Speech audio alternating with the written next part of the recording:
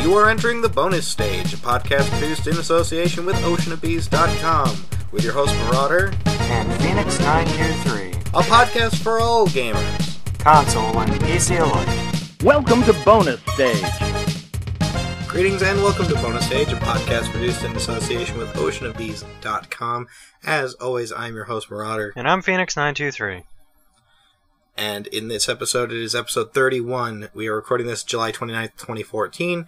And we don't have much to talk about this episode, but there was something that Phoenix and I were discussing over Skype that I thought would make a good, or rather, you thought it would make a good topic, because you literally stopped me in the middle of my tirade and said, hey, we should do a podcast on this subject. Mm-hmm. So I immediately stopped complaining, because not that this is really going to be like a rant. Well, it sort of is. Not the whole episode, because we're still going to do the other segments we usually do. But instead of a new segment, it's just going to be a rant. Because, I don't know, it's just something interesting. It's just something that we just kind of, well, you know, a lot of our conversations do tend to kind of come over into our podcast. But this was one where I was like, you know what?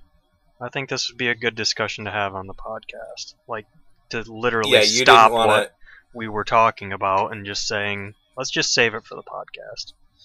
Yeah, you didn't want to complete the conversation and then forget about it next time we sat to record. So yeah. Yeah. Anyway. So, first we're going to check out what is new on oceanbees.com. There is nothing new on oceanbees.com. As from what I understand, the guy who usually runs the website, or rather updates it with new content, is not doing it anymore. Or at least not doing it frequently enough. I don't know. So, I don't know if the website's like dead in the water, but hopefully it picks back up when they find somebody else to manage it. Yeah. I guess that's it. But we'll keep releasing this on Marauder's YouTube channel, so... Yeah, so the three of you who listen to this religiously can continue to listen to this religiously. Oh, I do have a news topic segment that I this is kind of last minute, so... But there's been a lot of talk about YouTube personalities, or rather just channels on YouTube, accepting money from game developers to do Let's Plays or reviews of their games. And they haven't been disclosing the fact that they've received these funds. Mm. This is kind of an out there news topic, I guess, and I know it's kind of a little older, but I still wanted to talk about this while I was thinking about it. Not that I'm going to put myself up there as a YouTube personality, since I only have, like, less than 100 subs, but, you know. Hey, if you know, to be honest, if you're a developer and you want to give me money to do something with your game, I will take the money, and I will do the thing with your review with your game. Just saying. Just be warned, though. If your game sucks, we're going to say it sucks. Unless you pay me enough, then everything is smoothed over. It's great. Everything's amazing. We're not corrupt. What are you talking about? It might be on early access, but you know. Yeah. So basically, I'm just saying I'm completely and totally for sale. If that's, you know, if you just need a mouthpiece to spout your corporate jargon about how awesome your new Minecraft ripoff is, I'm your guy. Just saying. Just throwing that out there. No, seriously, I wouldn't ever. I was thinking about this. If I ever had the opportunity, like, say, an indie dev came to me, like, I don't remember the developer who made Freedom Planet. Galaxy Trail? Yeah, thank you. Galaxy Trail, which released a new game. Actually, their first game as a studio, Freedom Planet, which I've been playing, and I'll talk about that more when we get to games we've been playing, but I was thinking about this. If they came to me and they're like, hey, Marauder, here's, you know, how about we give you $1,000 and you do, like, a Let's Play of our game on your channel. I was thinking, if I had that opportunity, would I take the money? And if I did take the money, would I disclose the fact that I had taken the money? You know, it's like, it's an interesting thing. Yeah. Like, okay, I probably would take the money, to be honest, because I like money, but I would have to... See, my problem is that, like, journalism as a medium, and I'm not talking games journalism, I'm just talking news journalism in general, I think they're more apt to disclose things like that, whereas on YouTube and people who do these reviews and Let's Plays, there's not that same sort of standard, I guess. Because you're basically saying, you know, this guy is a respected reporter, you know. He's completely different than some random Joe Schmo on the internet. Right. Like the journalism guy, or the guy who works for like a major newspaper or a major, you know, news website, you know, he has to build up respect and credit and keep a good name in order to keep talking to the people he's talking to and get the interviews he gets and have the sources that he has. And you know, if you were just and I'm sure this goes on too, but I mean, if you were paid off, or if the guy was paid off to write a stupid story for the website or something about how great Windows 8 was, which I actually read a review, by the way, on Yahoo's homepage that was talking about how great Windows 8 is, and I was just like, I couldn't stop laughing. I don't know. I'm gonna have to find that link for you because it's actually an entertaining read. So how much did Microsoft pay you? Right, but like, it's not the same as like stuff like that, because let's say you watch, what's that commercial? There's a commercial that plays all the time on TV where like Alex Trebek comes on and he says, like, he's talking about like life insurance or something. But if you watch I don't pay attention to it, but if you watch the commercial, there's always like text at the bottom that says like, he is a paid endorser, like we paid him to be on this commercial to say these things. You know, like he's endorsing this because we paid him to do so. Yeah. And they disclose that to you so that you don't look at it and go, I mean, I'm sure there's people out there who still think like, oh man, Alex Trebek totally has this kind of insurance and loves it, so I should get it too. It's the same, you know, it's the same reason you get like a sports star or a popular actor to hawk a product, because it works. It just does. Mm-hmm. But they always state, this person was paid to endorse this product, or we paid him to be in this commercial, kind of thing. But so, you know, and traditional journalism is the same way, I think, to a degree, where I think they come off more trustworthy. Not to say that people on YouTube can't have the same kind of credibility, but I'm just saying it's not as, you don't go in expecting that, I guess, sometimes. It's not as official. Right, exactly. It's not as official. So then you get these people who will, you know, oh yeah, I'll take $1,000 from Microsoft to talk about how great the Xbox One is, or whatever, and they don't have to, you know, and they'll do a whole thing on the Xbox One, but they'll never say in the video, like, you know, I was paid by Microsoft to do this, or whatever. Mm-hmm. I watched a video, interestingly enough, and this is kind of what got me thinking about it, but just today, Lazy Game Reviews did a review of a set of headphones, which he never does, like, new tech reviews. He has, but it's not generally something he does all the time. And he literally started the video out by saying, this company sent me these headphones, so I'm doing the review partially because they sent them to me.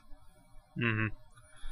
And he still gave them like a middle-of-the-road review, but I mean, you know, I have more respect for him and his channel because he came out and said, this was given to me by, I forget the company that made the headphones, Mezzo or something, by these people, by this corporation, so that I would do this review so that you would see it. And, you know, or there's another guy who does a show called Freeze and Burn where he reviews like frozen food products and the like. And he's, you know, and he'll always state the price, but he'll say something like, Klondike sent me these ice cream bars, or Chili's sent me this frozen meal. Mm-hmm.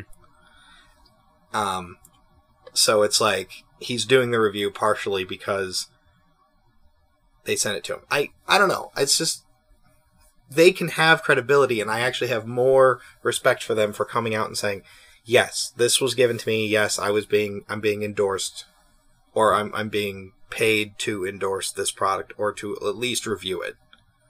But on YouTube, like you said, it's not as official. I don't think people really go in expecting that. Yeah. I'm not going to go into like the legal terminology behind all this or the legal ramifications of something like this. But I probably would take the money, but then I would go ahead and say, like, I was paid to do this. I would disclose, yes. Because I think people, at least me personally, I would have more respect for the person if they just came out and said, I was paid to do this, instead of just doing the review and not saying a word about Microsoft paying them off or Ubisoft paying them off or whoever to talk about it. And it's not like, and it's going to be happening more and more because, what was that? There was at E3, I think it was PewDiePie got exclusive rights to do a Let's Play of some game for the company or something, or... I can't remember either. I can't remember but I do remember, yeah, he did basically get exclusive streaming rights to whatever game it was. Yeah. Like before E3 or during E3 or something like that. Mm.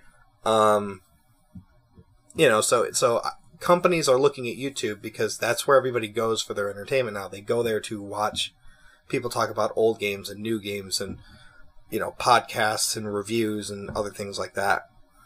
And just gaming culture in general. Heck, there's an entire show called The Game Chasers, which is the giant ripoff of American Pickers, except around video games, and it's the most entertaining thing I can watch. Like, when a new episode of that pops up, I get popcorn. Like, you know what I mean? Like, more and more people are going to YouTube, so these companies have to find a way to advertise on YouTube besides just throwing up an ad in front of a video or throwing up a banner ad on the main page, because people are less and less likely to pay attention to that. People have ad block, or they hit skip ad, and they don't ever pay attention to it. My Firefox has ad block and no script and all those things, and I never see ads at all. Yeah, I don't see ads either.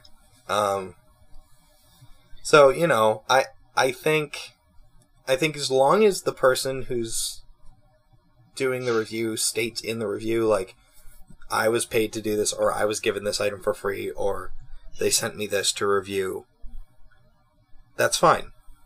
They're popular. It's a business. I understand that. YouTube is partially a business. They're in the business of making money. Mm-hmm. As are some of the people on YouTube who, make their living doing YouTube videos. And so, if you want to take $1,000 from Ubisoft to review the next Assassin's Creed, that's fine by me. But but please do state it. And I like it better when it's stated in the video, because I know some people, they'll state it like in the comment section or in the little info pane or whatever that is. Yeah, but no one ever reads that. Right, but nobody ever reads that. So I like it better when they go, Ubisoft sent me this game to review. Here we go. Boom. Here's my review. Because then you can go, oh, well, he was paid to say this, so maybe his 8 out of 10 or whatever, take that with a grain of salt. I mean, he can be as honest as he wants to be, but he might be leaning towards going to an 8 instead of a 7 because he didn't have to pay for the game, or he wants more games from Ubisoft or something. I'm not saying anything against anybody on YouTube, but I'm just saying, like, you can at least then take the review with a grain of salt, knowing that information going in, so that it doesn't taint, so that you don't think it's, well, you know what I mean. I'm going to stop talking because I'm just going to blather. Keep repeating yourself. Yeah, but that's my thought.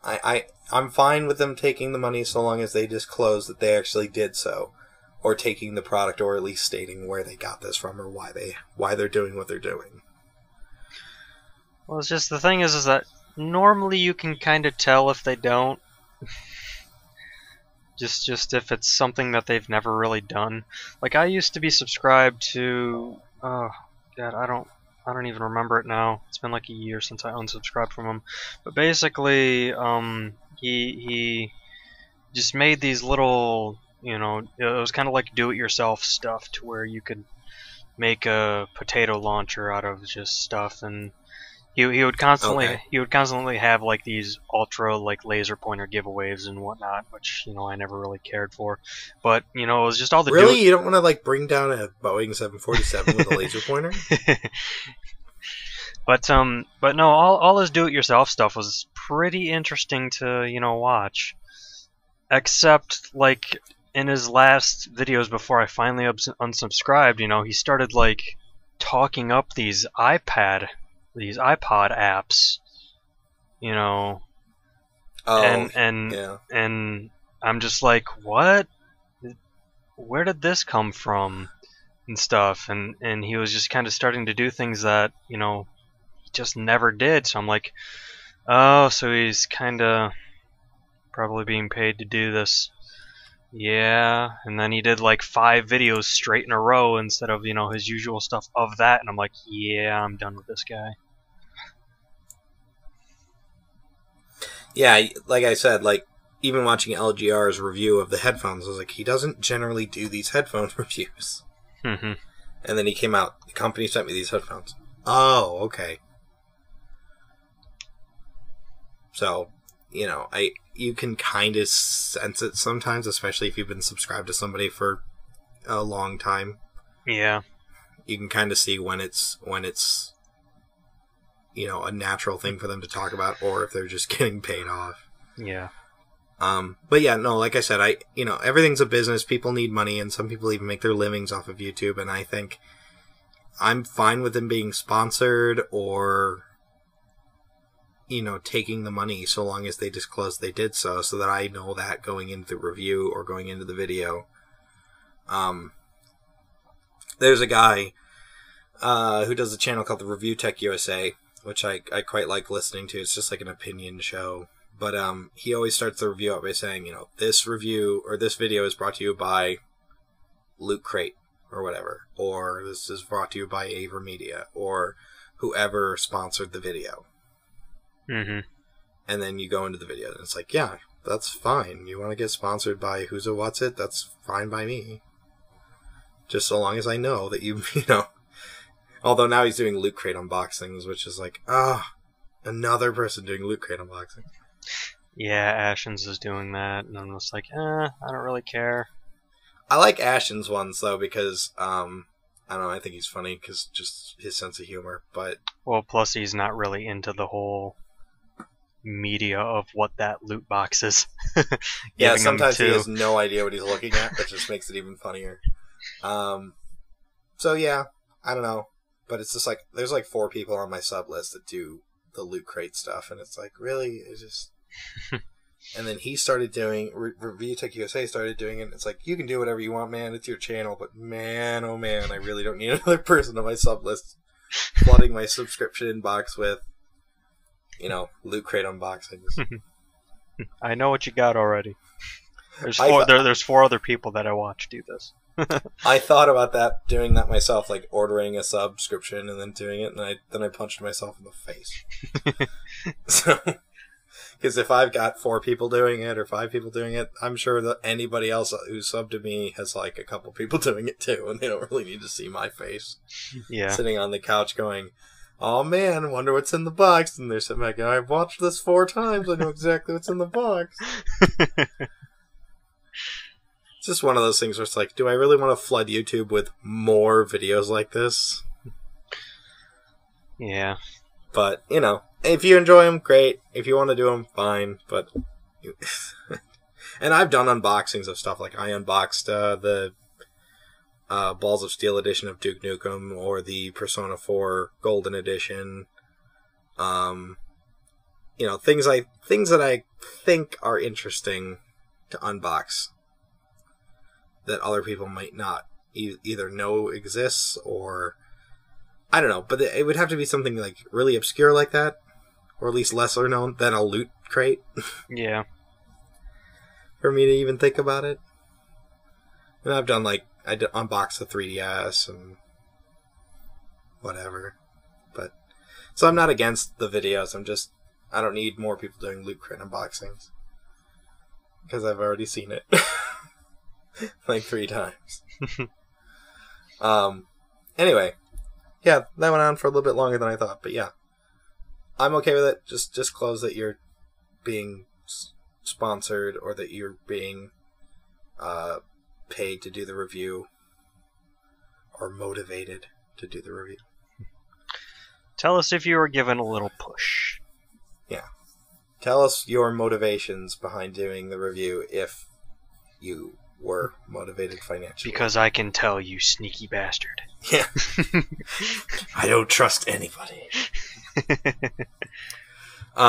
Yeah, so anyway, on to our next subject. The one thing that I really wanted to talk about.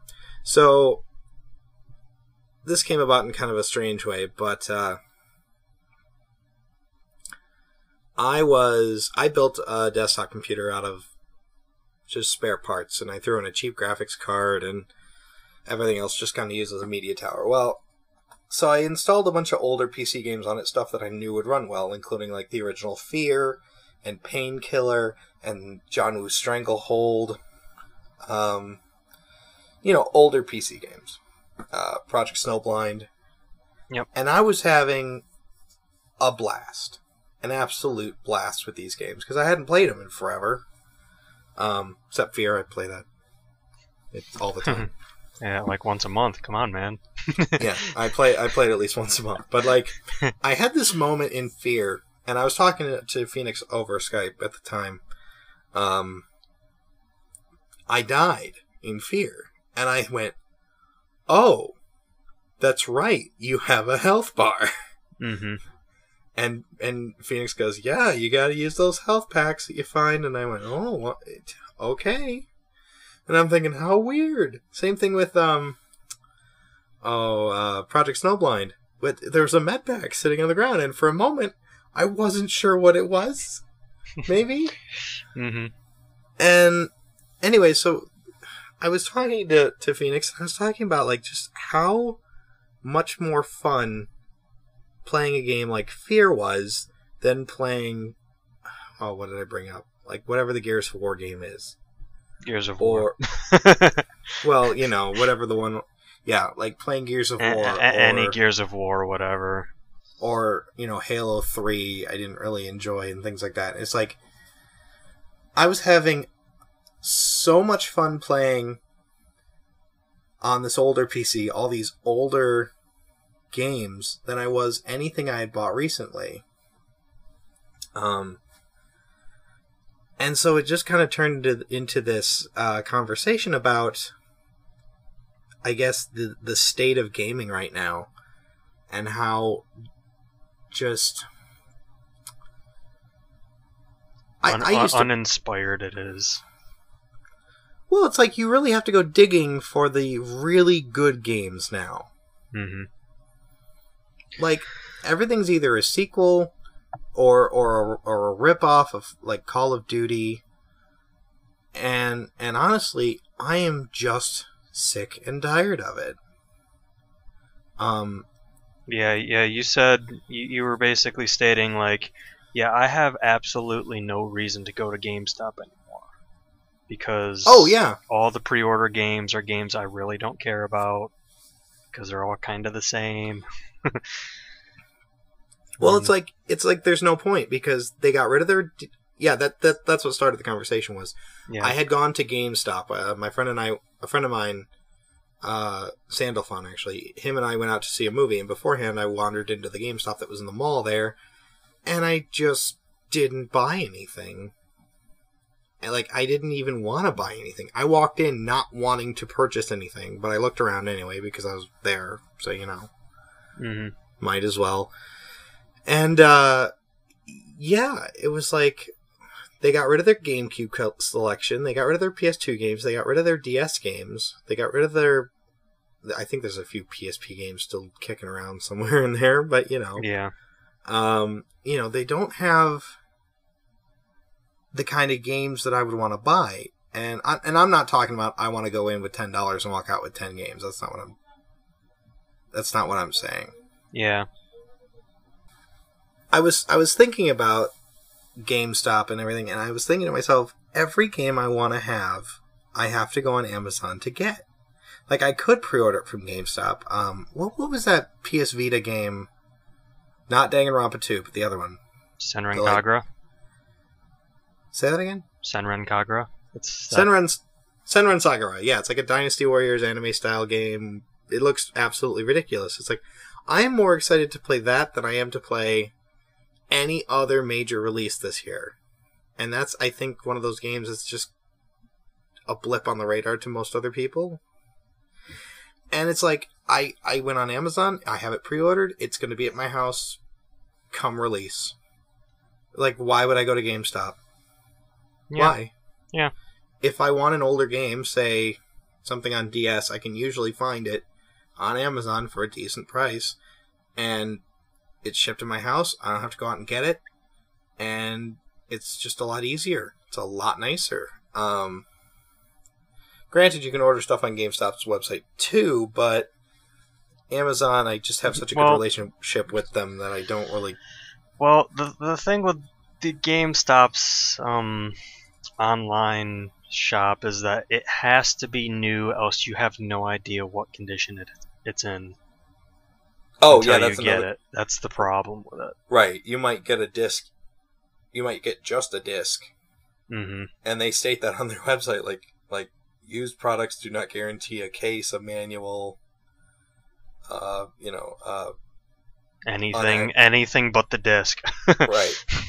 And we will say the disc is playable, and it's like, well, if the disc has been resurfaced, I don't want it. Mm-hmm. Like, they won't state that. They won't state really what the game looks like. I had the same problem when Best Buy was starting to carry used games. Was I was talking to the head of the department, and he said, well, this is back when it was kind of new. And he said, well, what would make you want to buy a game from us? And I said, well, I'd want to see what it looks like.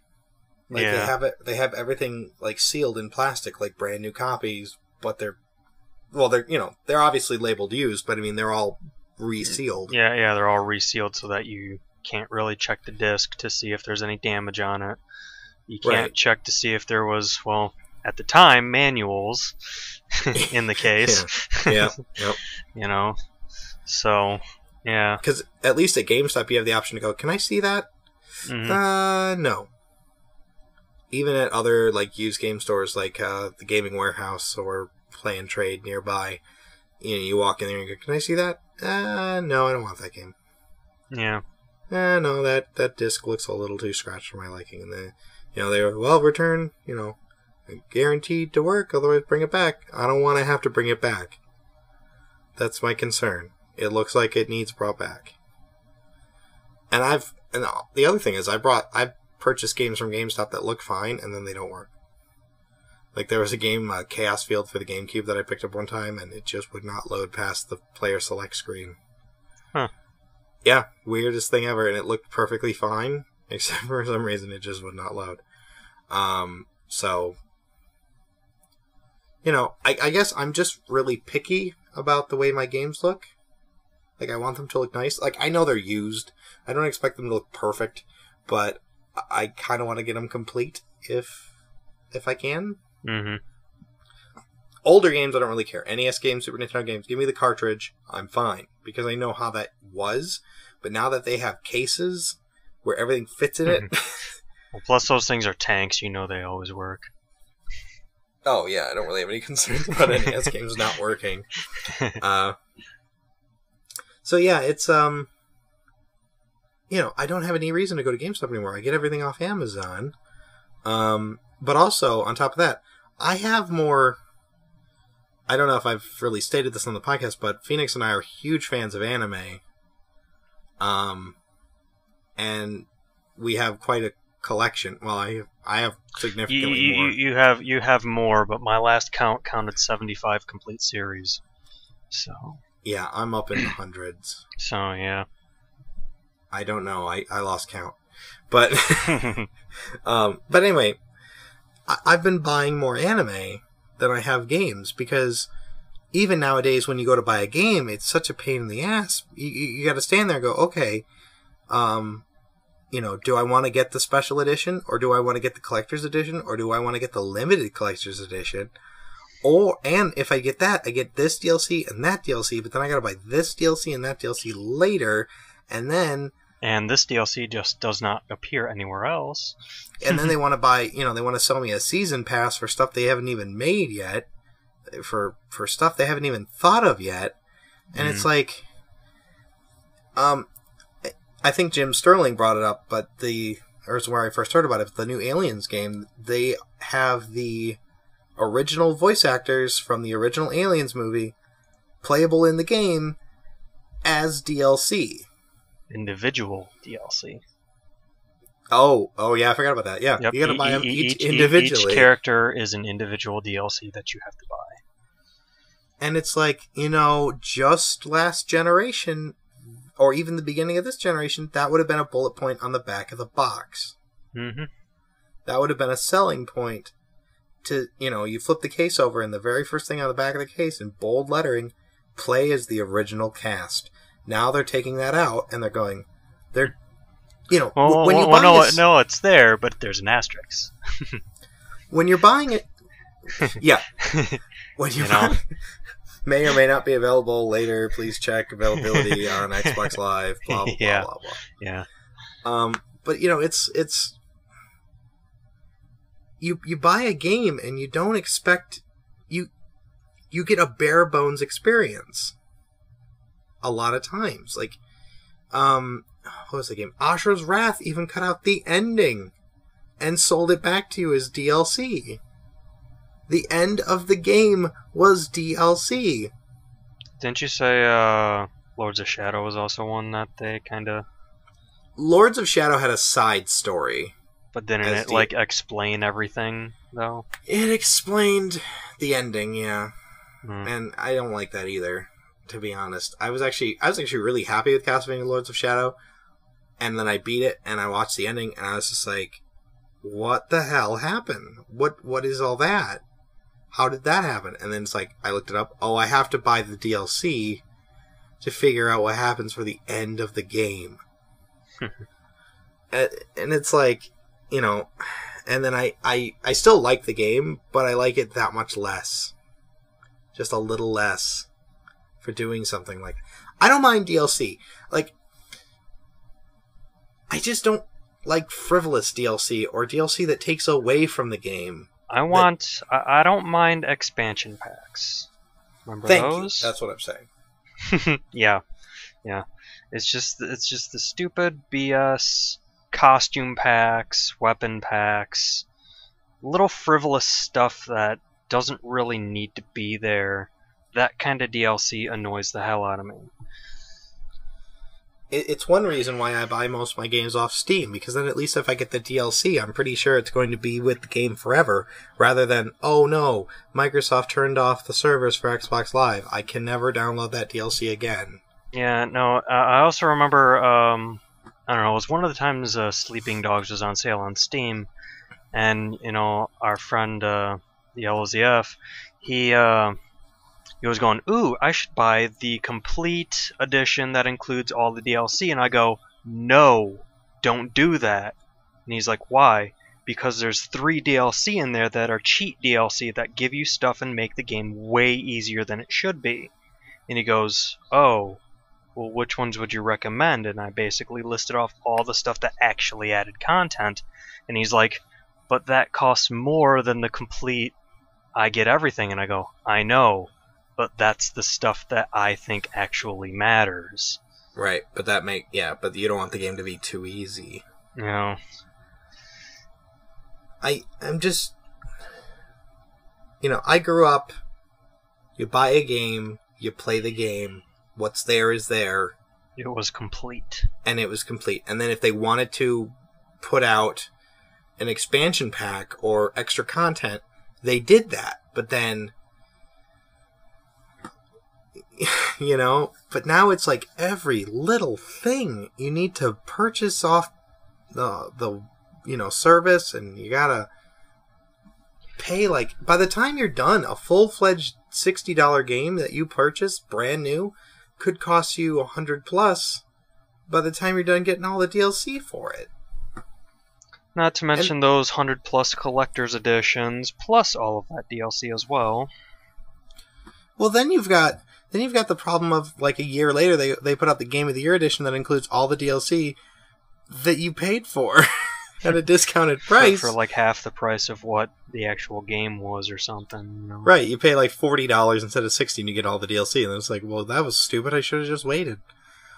Or you get a game like Borderlands 2, which I love Borderlands 2, don't get me wrong, but like, how many DLC packs were there? And if you bought the season pass, you only got so many, and then there were a few you had to buy separate, but then there were level packs. With the season pass, you got the actual expansions, you know, the whole new quests, and one level expansion, which upped your level by 11, or up the cap by 11 levels.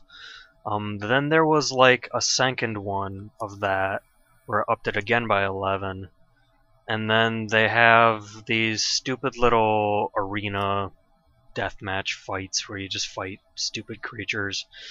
And then they have like 30 costume things. Like each... Oh, just skins? Yeah, just skins where you have to buy... And it's not complete skins either. No, you have to buy the head and the body skin completely separate of each other. So if you want the complete skin, it's $2 instead of the $1 for each one. And you know, it's just like, really, all that stuff you could have just given to me, because I'm pretty sure you didn't spend a month working on that one character head. Yeah, exactly, and it's just getting to the point where, well, okay, so getting back to the point, Phoenix told me about this game, Freedom Planet, and I'll talk more about this later, but it's like an old school 16-bit platformer, similar to like a Sonic the Hedgehog style game. And I'd played the demo months before. I forgot all about it, to be honest. Mm-hmm. But Phoenix was like, hey, it's out, and I immediately bought it, full price, $15. I had more fun with that in the 2 or 3 hours I played the night I got it installed off Steam than I've had playing a lot of AAA, full-fledged release games, because the game felt complete to me. Like, obviously I haven't beaten the game yet, but I mean, like, the amount of content, I paid $15, and the amount of content you get in that game blew my mind. And you just think like if this was a AAA release, they would have that second character, the guy on the motorcycle, and they'd sell it to you $10 extra DLC. Yeah. Not to mention they stated on the store page that any and all updates plus DLC expansions will be free. Yeah, that's nice. So, but like, I don't really know where I'm going with this, but I'm just really tired of being nickeled and dimed for every little thing that should have been in the game already. But no, it's a day one DLC. Yeah. Or you get a game like Dead Island, and to be honest, I was really excited about the first Dead Island, but what killed it for me was the game was broken. Like, oh yeah. The wasn't it the release version of it was actually a dev build or something? Of the Xbox 360 version, so even the on-screen like prompts on how to do stuff. No, they didn't fix that till like a month later. Right, but I mean, like, yeah. And it's like, so for the first couple of weeks I was playing the game, I couldn't, like, it would crash all the time. There were glitches, like you could hit, I think it was like something like the Y key, and you could go flying through the levels, like literally just going through, like, I think it like enabled no clips, so you could just go through walls and stuff. Mm-hmm. And it's like, this is ridiculous. And I remember Deep Silver was talking about like, oh well, we'll make it up to you. Like we'll, you know, we're working out on how to make things right. And then nothing ever came of it. They patched the game and that was it. And it's like, I deserve a playable full game when I spent $60 or whatever it was. Actually, you spent more because you went halvesies with LZF and bought me a copy too. LZF and I went out and got it for Phoenix so that we could all play together. And then half the time the online didn't work properly. Your character would just be standing in a corner and you'd be like, no, I'm actually over by the church. Mm-hmm. What? My screen shows you right here being killed by a zombie. And they didn't patch... Well, I think that was more your router than... Yeah, it was initial router issues, but they still didn't fix the online. Like, after playing for like an hour, yeah, the characters will start doing that to where they just start standing in place or running in place, and they just don't do anything. Yeah, really, really patchy online. I don't know, like what I was... And then Phoenix was... Months and months later, I had even stopped playing it. I said to Phoenix, I was like, I want to beat it. Like, I don't know what it is, but I just want to get through it. And so we did. And I shut the game off, and that's it for me. I'm done. I don't care about expansions. I don't care about sequels. It left a horrible taste in my mouth. And I think that's, you know, you gotta be...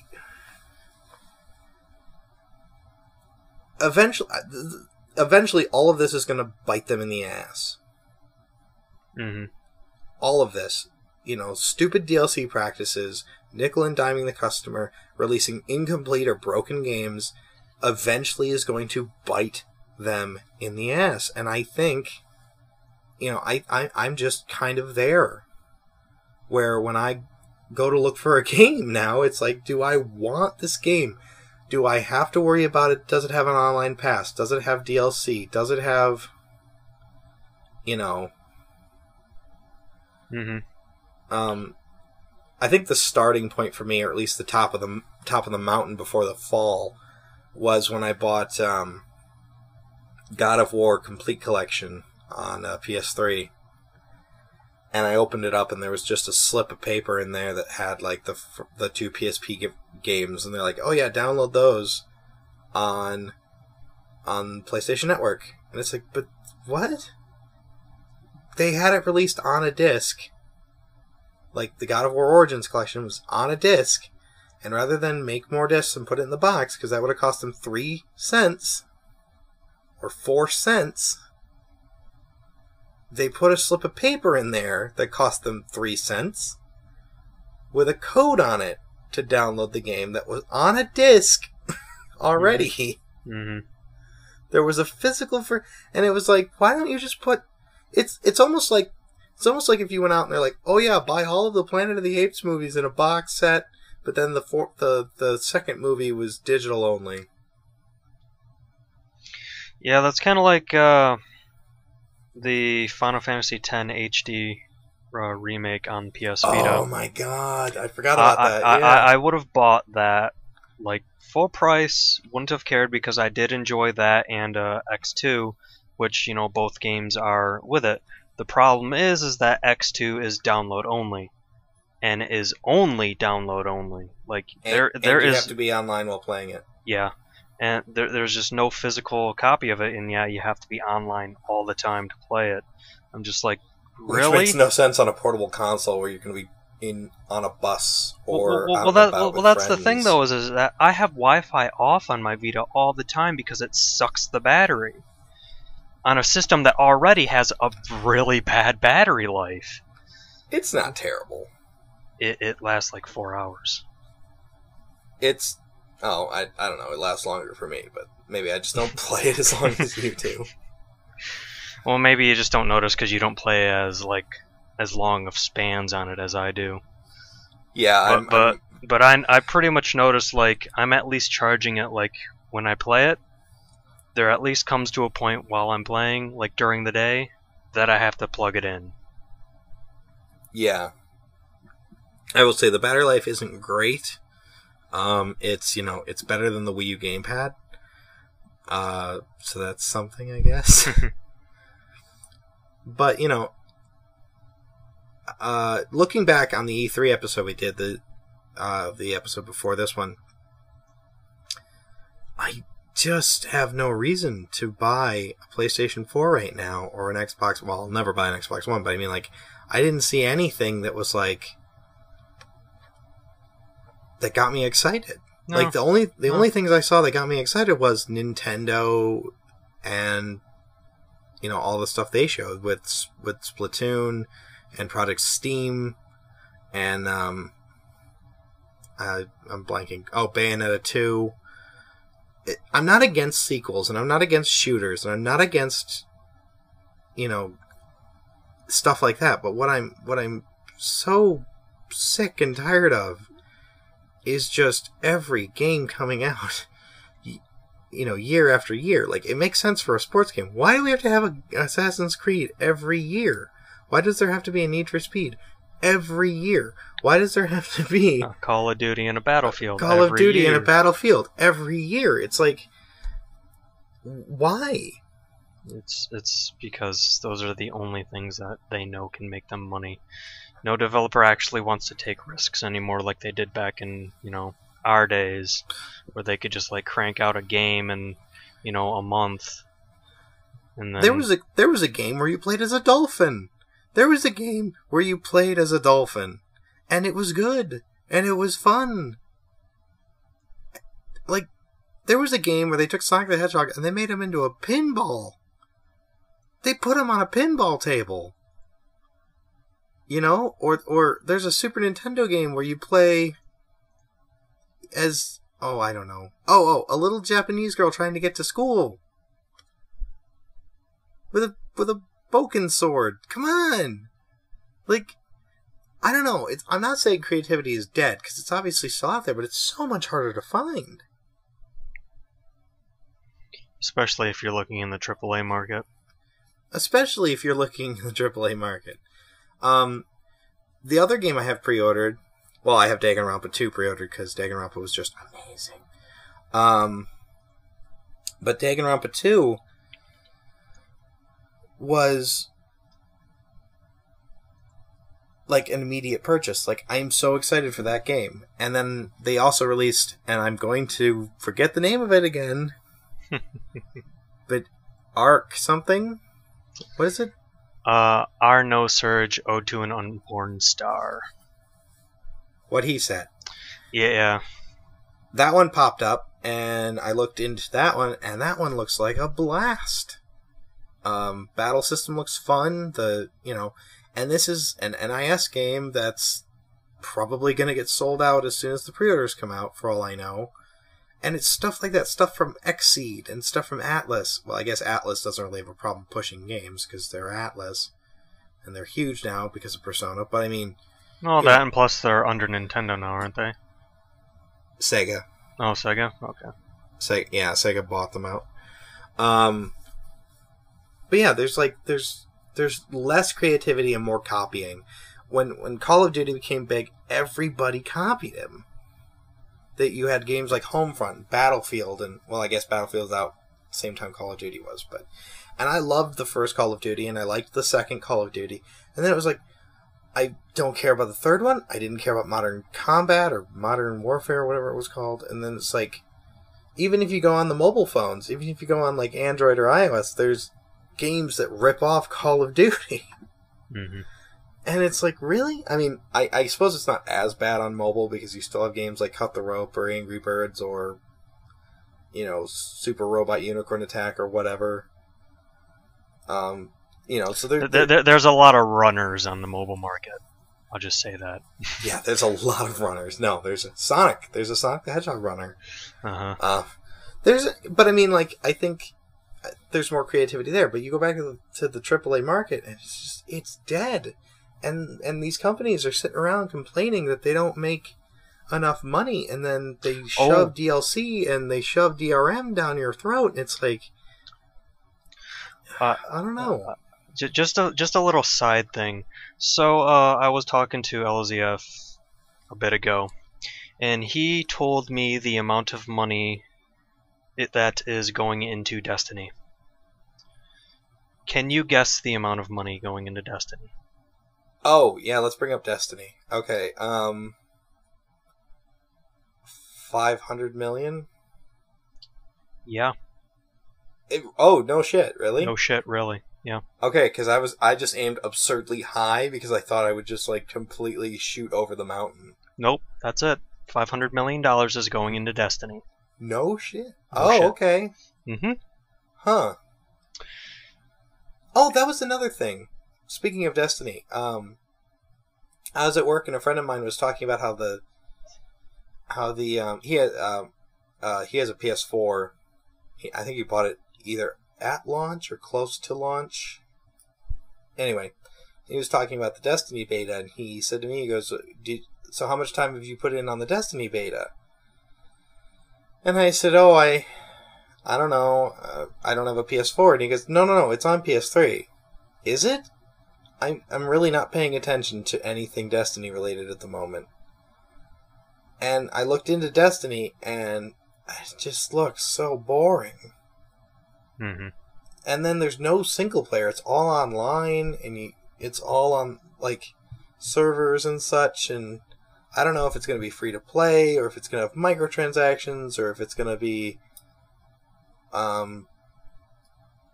well, if they want to make that 500 million back, they're gonna have to do something. I just don't see, like, that's absurd. Uh-huh.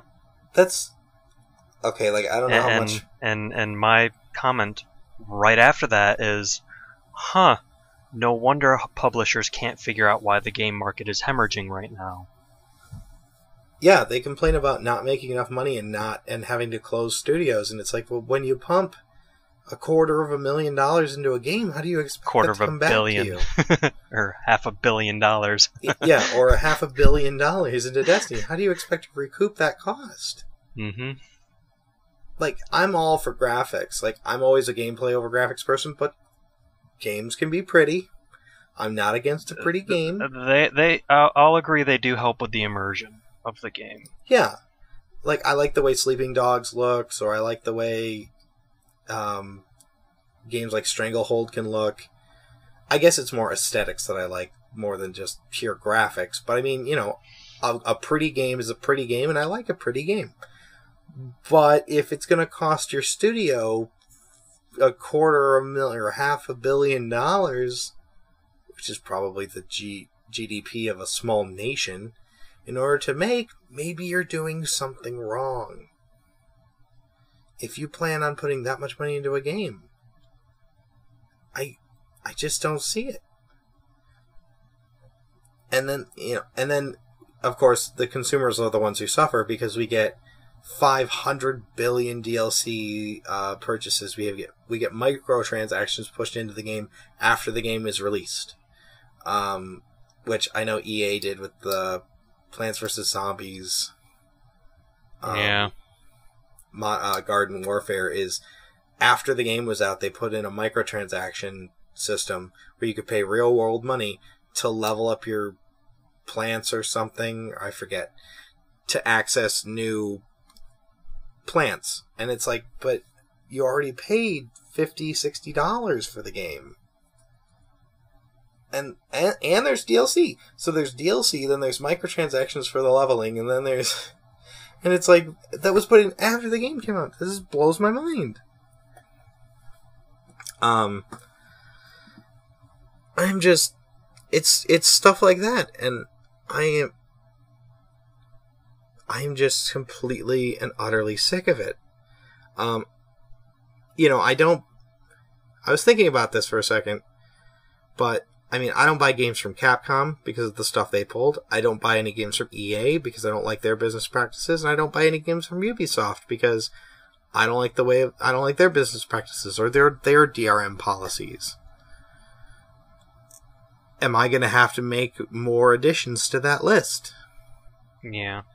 You know, it's like, I used to love buying EA games.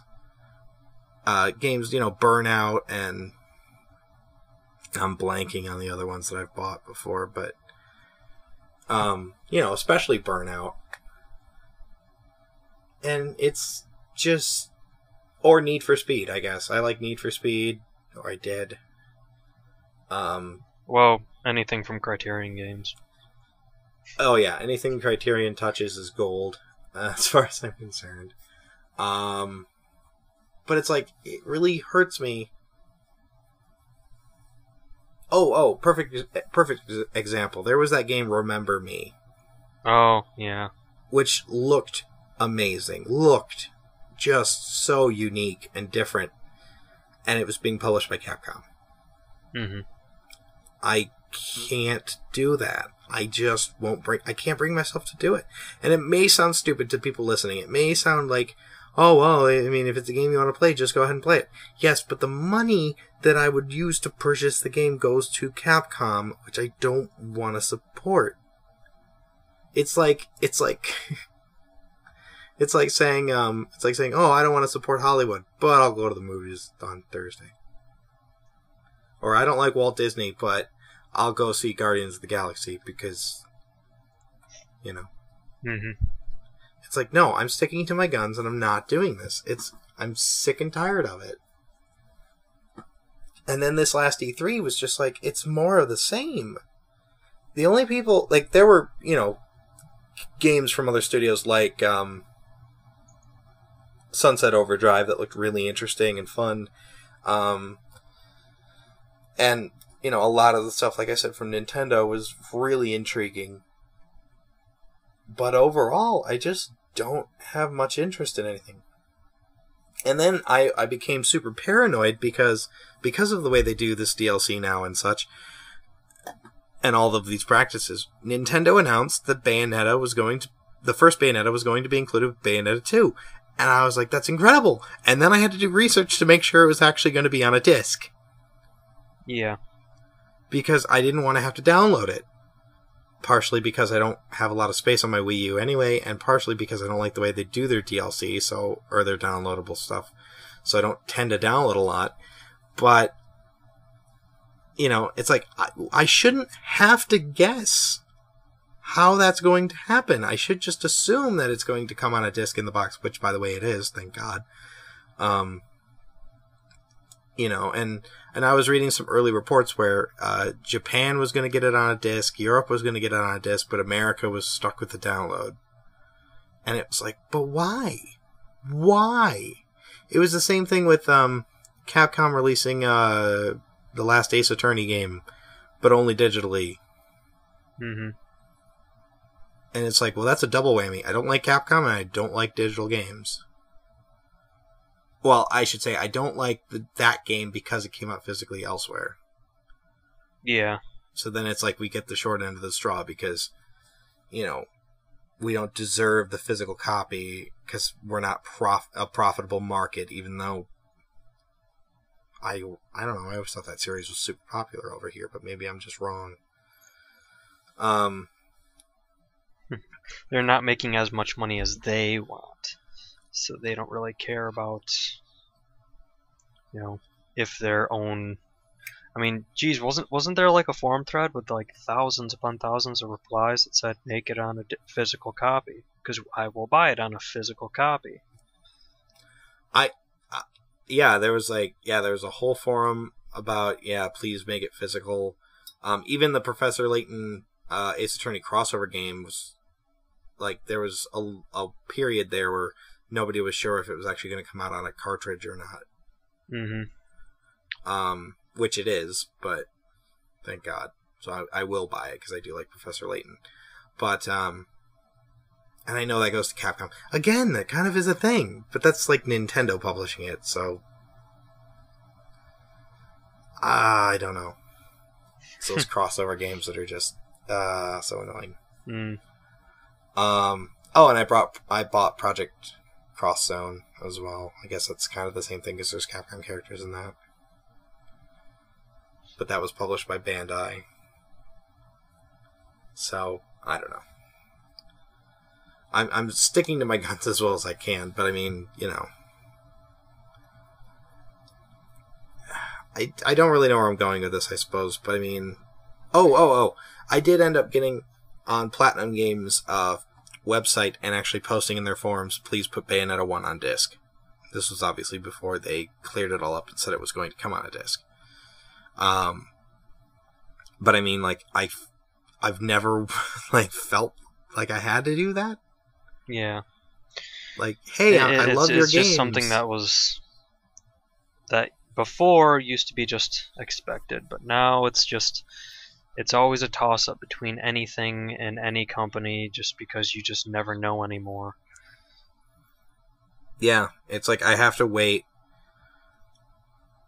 and see if the game is going to be anything worthwhile, which I know you do anyway now, but, you know, with reviews and such, but I don't know, it's really, really annoying.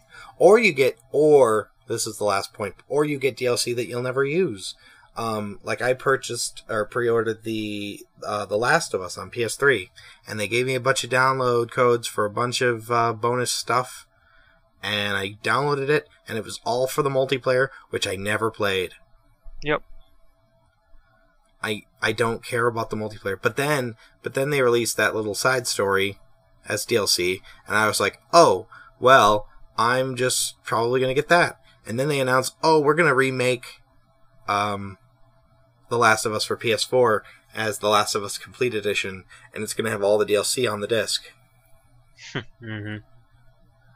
Or there was the game Heavy Rain, which by the way, I really like Heavy Rain, but I bought the Director's Cut, even though it came in that god-awful red case, because it had all the DLC and everything on the disc.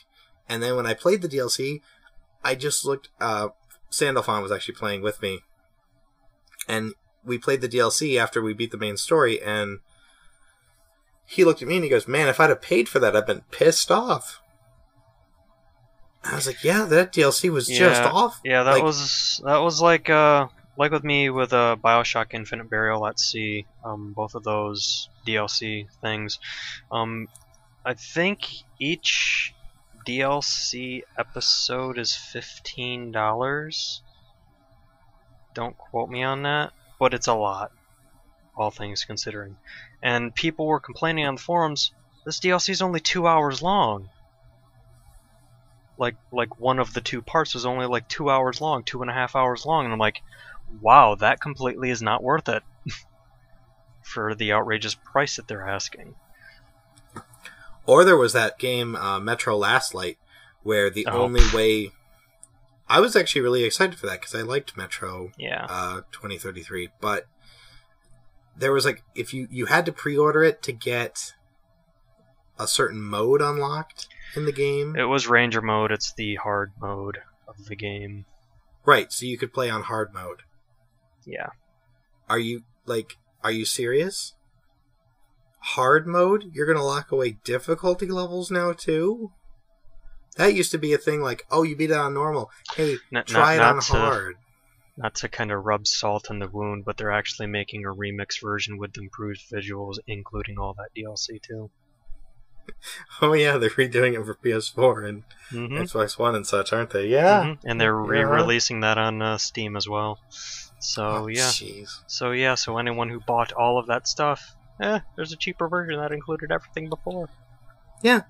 And then they complain that nobody's buying the games. Well, why would I buy a game new when in 6 months you're just going to put out either a different version or a complete edition or a Game of the Year edition that has everything that you previously wanted to sell me, but at half the cost? Mm-hmm. And then Capcom at E3 announced another Street Fighter game. It's like, well, of course you did. Because, you can't just, let it... you can't just modify the characters with downloads anymore. You have to release a whole new game. It made sense back on Super Nintendo when there were just cartridges and no way to, improve the game other than to re-release it. But now it's like, why don't you just patch it? Well, we've got 4 new characters. Yeah, but then release them as DLC and, I don't know, charge $1 a piece for a character. That's another thing, is the absurd cost of some of those DLC is how much do you want for the extra character? $5. $5 for a character in a fighting game? Mm-hmm. that's one thing. Like, Nintendo's getting more and more into DLC, and it's really, really starting to bug me. It really started with the last Mario Golf game, which I would have bought had it not been, half of the game on the cart, and then the other half you have to buy. With the season pass.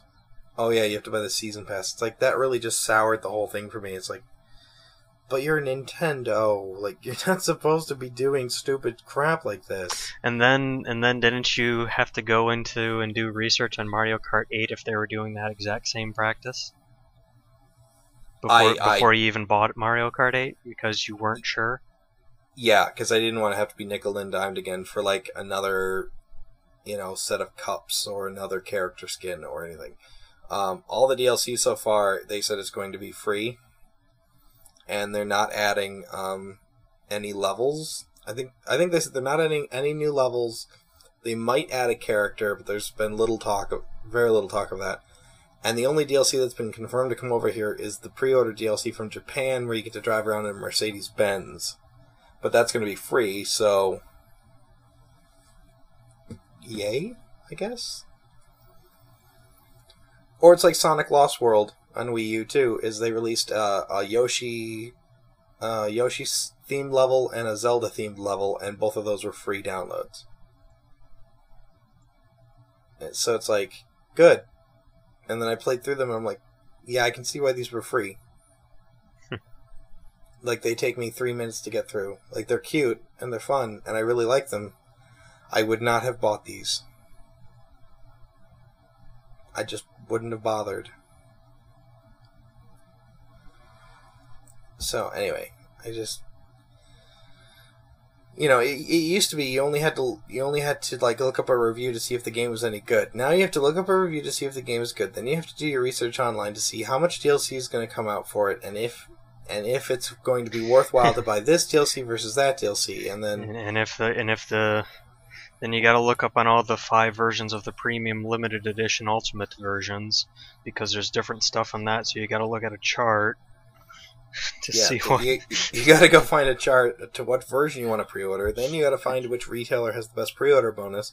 Then you have to figure out, is this a game that in a year is going to get a Game of the Year edition, or should I buy the season pass?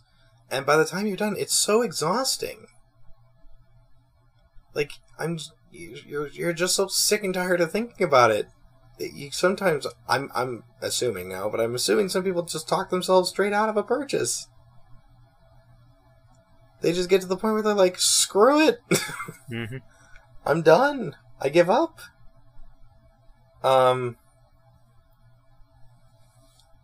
Yeah. That's it, I guess.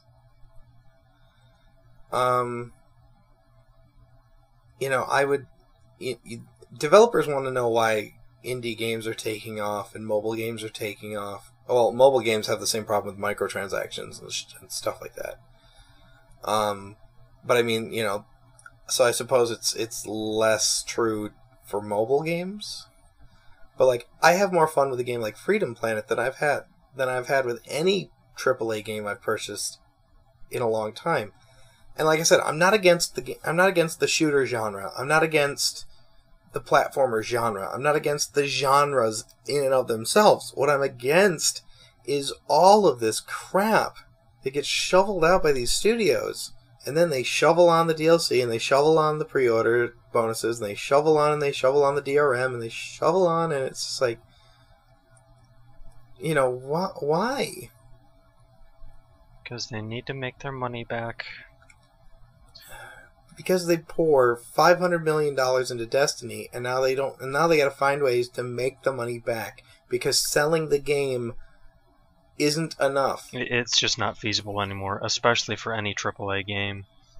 When these companies are dumping $50 to $100 million in a game, and then wonder why it doesn't sell. I mean, God, what was it? Square Enix dumped so much money into Hitman and Tomb Raider. Yeah. And they called those absolute complete failures, even after making, a couple $1 million off of them. Just because they sold a couple million copies, and it was like, oh, yeah, it's a failure because we spent too much making the game. Mm-hmm. I don't know. It's like, I'm pretty sure the game market is going to crash. Don't know if it's going to be this generation or sometime during the start of the next one. But that's just my prediction. Because people are really starting to wise up to all this crap. And I don't know, it's just going to happen. And I'm just going to be happy sitting back here on my PC with all my Steam games. Not really having to worry about it. Because I got a bunch of indie games. Only hoping that Steam somehow has a return policy. Yeah, that's about the only thing I don't like about Steam is the absolute no return policy. I mean, you know, take EA and Origin and what it is, at least they have a return policy. It's not that great, but at least they have a return policy. At least there's something there for you. Mm-hmm. But, no, yeah, I don't know. I just think, like, that was one reason I really liked the DS and I really liked the Wii, is you could go out and buy a game for the Wii or a game for the DS, and that was it. That was the game. Mm-hmm. And you had your fun, and it was fun, and you played it with friends or whatever. You played it online, and it was great. But then you have companies like, you know, like you got to do your research, and it's like, but there's so much research to do. You have to research not to mention digging through the speculation and the actual official statements. Yeah, just because you never know. It's just a completely tiring experience. I'm just sick and tired of the position that the customer or the gamer gets put in by these companies, and then we're just expected to go along with it because that's how gaming is nowadays. It's like, but no, this shouldn't be. The games should be, you know, better graphics, better gameplay, whatever, but at the same time, I shouldn't be nickel and dimed, you know, for the end of the game, or for a better difficulty or a harder difficulty level, or stuff that should be in the game.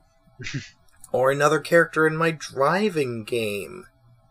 I've done that before. I bought driving game characters, and it's like, but why isn't he just here? He's literally just a car. Yeah, and like I said, I have more fun playing games like Hatsune Miku on my PS3 or my Vita, or playing Freedom Planet on Steam, or playing anything retro.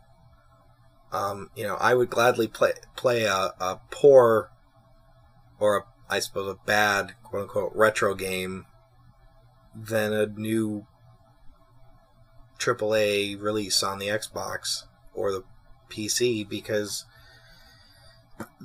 at least I know the game's complete. Like, at least I know I get what I get. And I just have more fun doing it that way, because I don't have to worry about, oh man, is my system going to update tomorrow and I got to wait a half an hour to be able to play the game I bought? Or, yeah, I don't know. It's going to bite them in the ass eventually, and I don't think they're going to see it coming, and then they're going to complain about it. And it's really just going to be their own fault. Oh, or the fact that developers who make really good games want to do nothing more than turn their games into the kind of games they think will attract people who play Call of Duty. Yeah. Like Dead Rising 3 or Demon Souls. Yeah. Where they did... Yeah, Demon Souls. Where they did Dark Souls. Dark Souls 2. They did Dark Souls, and Dark Souls sold really well, and it was a really, like, they budgeted it properly, and they sold the game, and they made a profit. And then the second game, they were like, oh, we're going to pour, like, a ridiculous amount of money into it, and we're going to try to get the people who like Call of Duty to come and play Dark Souls. It's like, but the people who like Call of Duty aren't going to play Dark Souls. They're Not gonna play. en masse, anyway. They're gonna play Call of Duty. They're going to play Call of Duty. It's the same problem with other shooters trying to be like Call of Duty. But why would you try to be like Call of Duty when the people who play Call of Duty just want to play Call of Duty? Exactly. It's like the people who play Halo, and then it's like, then they try to play a game like, I don't know, what's another sci-fi shooter? Okay, this is going to be an obscure one, but Advent Rising. Wow, you dug deep for that one. Yeah, no kidding. And that tried to be all Halo-esque, even with like the creature designs and stuff, and nobody played it. Because the people who play Halo don't want to play Advent Rising. They want to play Halo. That's obscure. But I really liked Advent Rising when I rented it back in the day. I totally got to look up that game somewhere. I think it's on Steam. GOG. Is it on Steam? Well, okay. I should probably download it and play it because I did really like it. They had a whole bunch of like in-jokes to retro games and stuff. Like there was a warp zone you could find that was nothing but green pipes. It was funny. Yeah. I mean, but then there's games like Bulletstorm or Binary Domain that take the idea of a major AAA game like Call of Duty or Gears of War, and they do something different with it. They make it their own. They make it their own thing. Like Bulletstorm was just a really over-the-top, ridiculous shooter that actually poked fun at the medium, even with the Duty Calls game you could download before the game even came out that did nothing but poke massive fun at military shooters. I love that demo. I love that game. I love that game to death, and I totally gotta download it again. But it's an amazing demo, or an amazing promotion for a game because it's just great. Or a game like Binary Domain that takes the formula of the cover-based shooter like Gears of War, and instead of doing another Gears of War, it does a sci-fi. Well, I guess Gears of War is sci-fi too, but I mean, a character-driven narrative game with cover-based shooting. And then you play through it. You said it better. The robots were fun to kill, and the enemies in Binary Domain are just a blast to kill because they're just completely destructible wherever you shoot them. You shoot off their head, they basically lose their AI and they start shooting at their comrades. You shoot them in the leg, they start hopping on one leg. You shoot them both legs off and then they get on the ground and start crawling at you and shoot at you. And if they get close enough, they'll stick a grenade in their mouth and they'll now hop on top of you and blow up. That's so much fun. But just the and then the story. And the way you could choose characters. It's heavily story driven. It's heavily character driven, to where you really do care about these characters. You care about their fight that they're going through, and then when you look back at a AAA game, all they're really focusing on is the multiplayer. Which I get it. People do like multiplayer, but you're only focusing on one half of your market, because I know a lot of people don't want to play multiplayer, like me. I mean, I probably still won't ever play Gears of War, but I don't want to play multiplayer. I played Gears of War back when it came on the 360, and I jumped on the multiplayer for I think I played it for 2 days, maybe. Not 2 days straight, but jumped on a couple times, and I just was like, okay, this is fine, I guess. And then I was back to playing the single player, which was fine, I guess. And then I shelved it, and it hasn't come off the shelf since. And I haven't picked up the sequels or anything because I just don't care.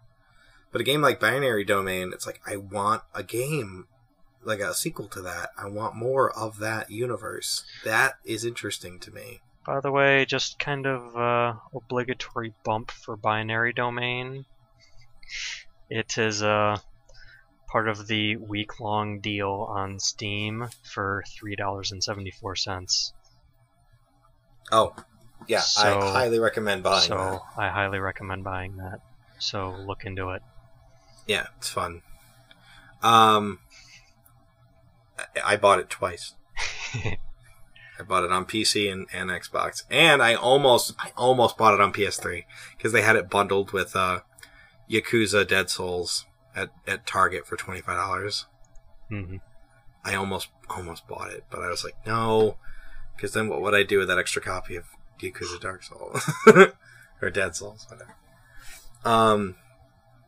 Yeah, I just find myself going more and more obscure, straying farther and farther away from the AAA market because I just don't see anything there that interests me personally, and I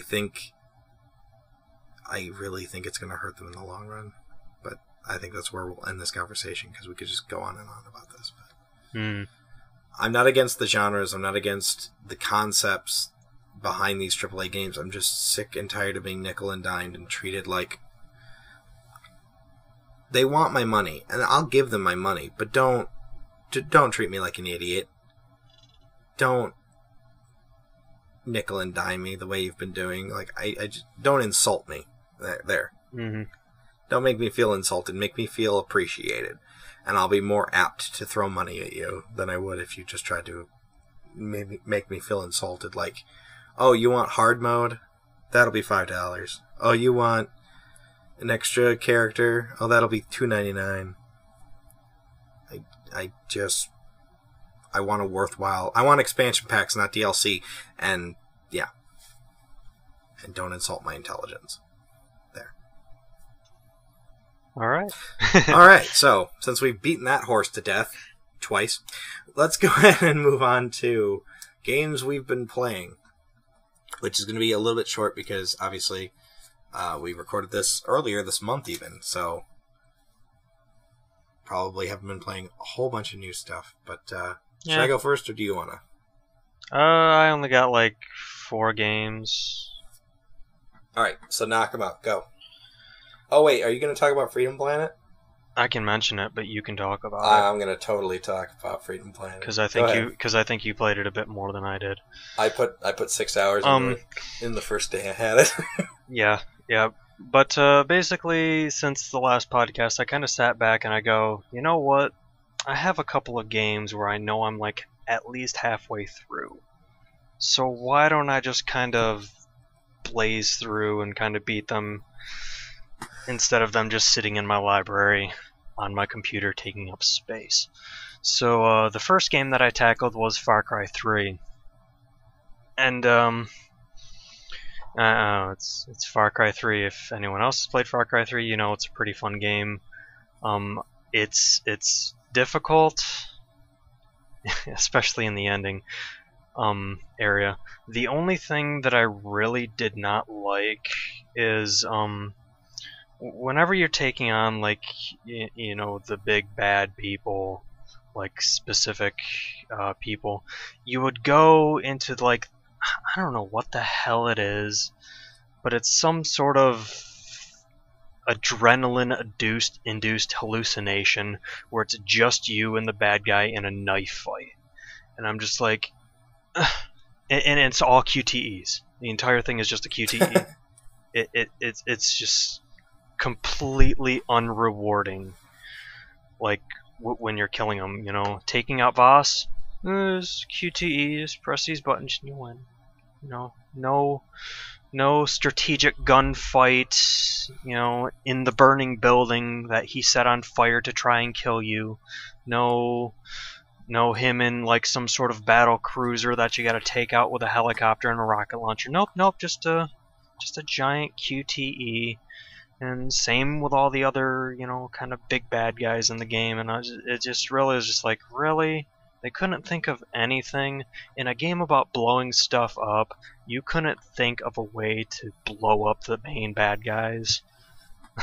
Yeah, like put him in a fortress and let me just go in there, guns ablaze. You know, it was especially disappointing. But the final guy, you know, the one who basically has, you know, his stranglehold on the entire island, you know, you're in a situation where you are just completely outgunned, outmatched. You have an assault rifle pointed at your head and you have no weapons.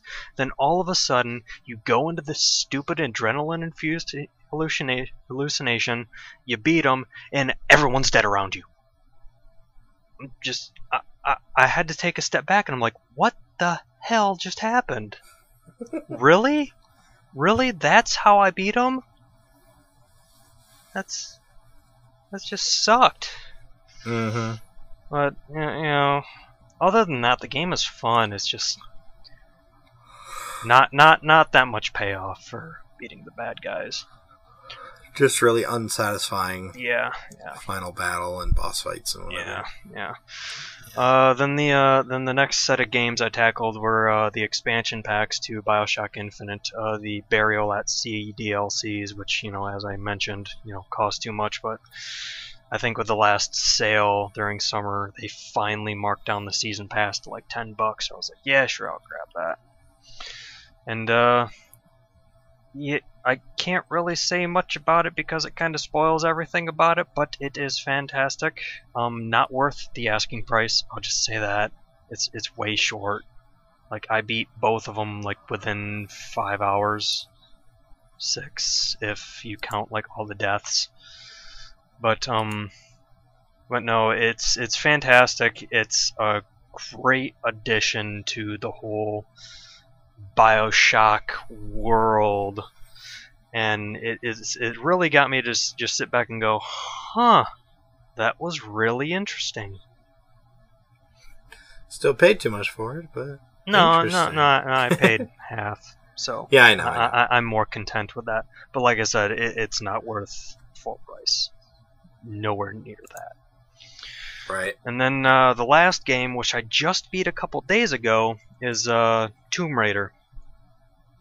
The remake one? Yeah, the prequel, remake one, whatever. Because I was Uncharted. Yeah, Drake's Fortune. Yeah, where I was just like, you know what, I know I'm halfway through this game, let's just kind of keep going through it. And, you know, that's what I did, and that game, too, was also pretty fun. Yeah, still say probably not worth asking price, but I know it's like down a lot from what it was back when it was released. But I don't know, I'd say it's worth $20 at most. I keep debating if I want to pick that up on Steam or my PS3. Okay, but here's my main issue with that game, and the main reason why I died so many damn times in the game is because that was a game where they tried to do the whole cinematic experience, whatever crap, where you know, everything is rendered in game, and you know, you got these awesome cinematic camera angles. The thing that killed me the most is the transition from the cinematic experience cutscene to actual gameplay. Because they used an in-game engine, so you can't tell when you're actually in control of the game again. Exactly, and during these, you know, cinematic experiences, your HUD is completely gone. So you just have no idea, like every time, I swear to God, every time I died because of it. Like, an example is, you know, you're trying to escape from the main cult guy, whatever, and you're running across a bridge, and he's shooting cannonballs, and the bridge is, you know, of course, being just destroyed as you're running across it.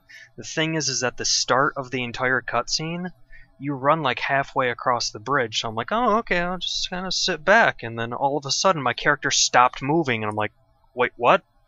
Oh, and then by the time I got my hands back on the keyboard, you know, she fell through the bridge. I was like, damn it! Damn it! Come on! Yep. You know, it's just, that's the only thing that I really do not like about the game. It's just, you cannot tell when they switch between a cutscene and actual you want a better gameplay prompt during that. I'll just say, at least it's not QTE. There's like little to no QTEs. Like, they do it. That's good. They do it a bit in the beginning, but pretty much after you hit that halfway point, they pretty much stop with QTEs. So, yeah, that's good. It's not that bad. The only QTEs pretty much after that are just like, you know, finishing off the bosses after the fight, not some stupid knife fight Far Cry. But yeah. But overall, it's fun. I did enjoy the story. I actually did care about quite a few of the characters just because of how they had them set up, and the characters did have personality. And when they kicked the bucket in the game, I'm just like, oh man, I kind of like that guy. Spoilers, jeez. Oh come on. No, I'm just kidding. Really? You don't expect people dying in that? Come on.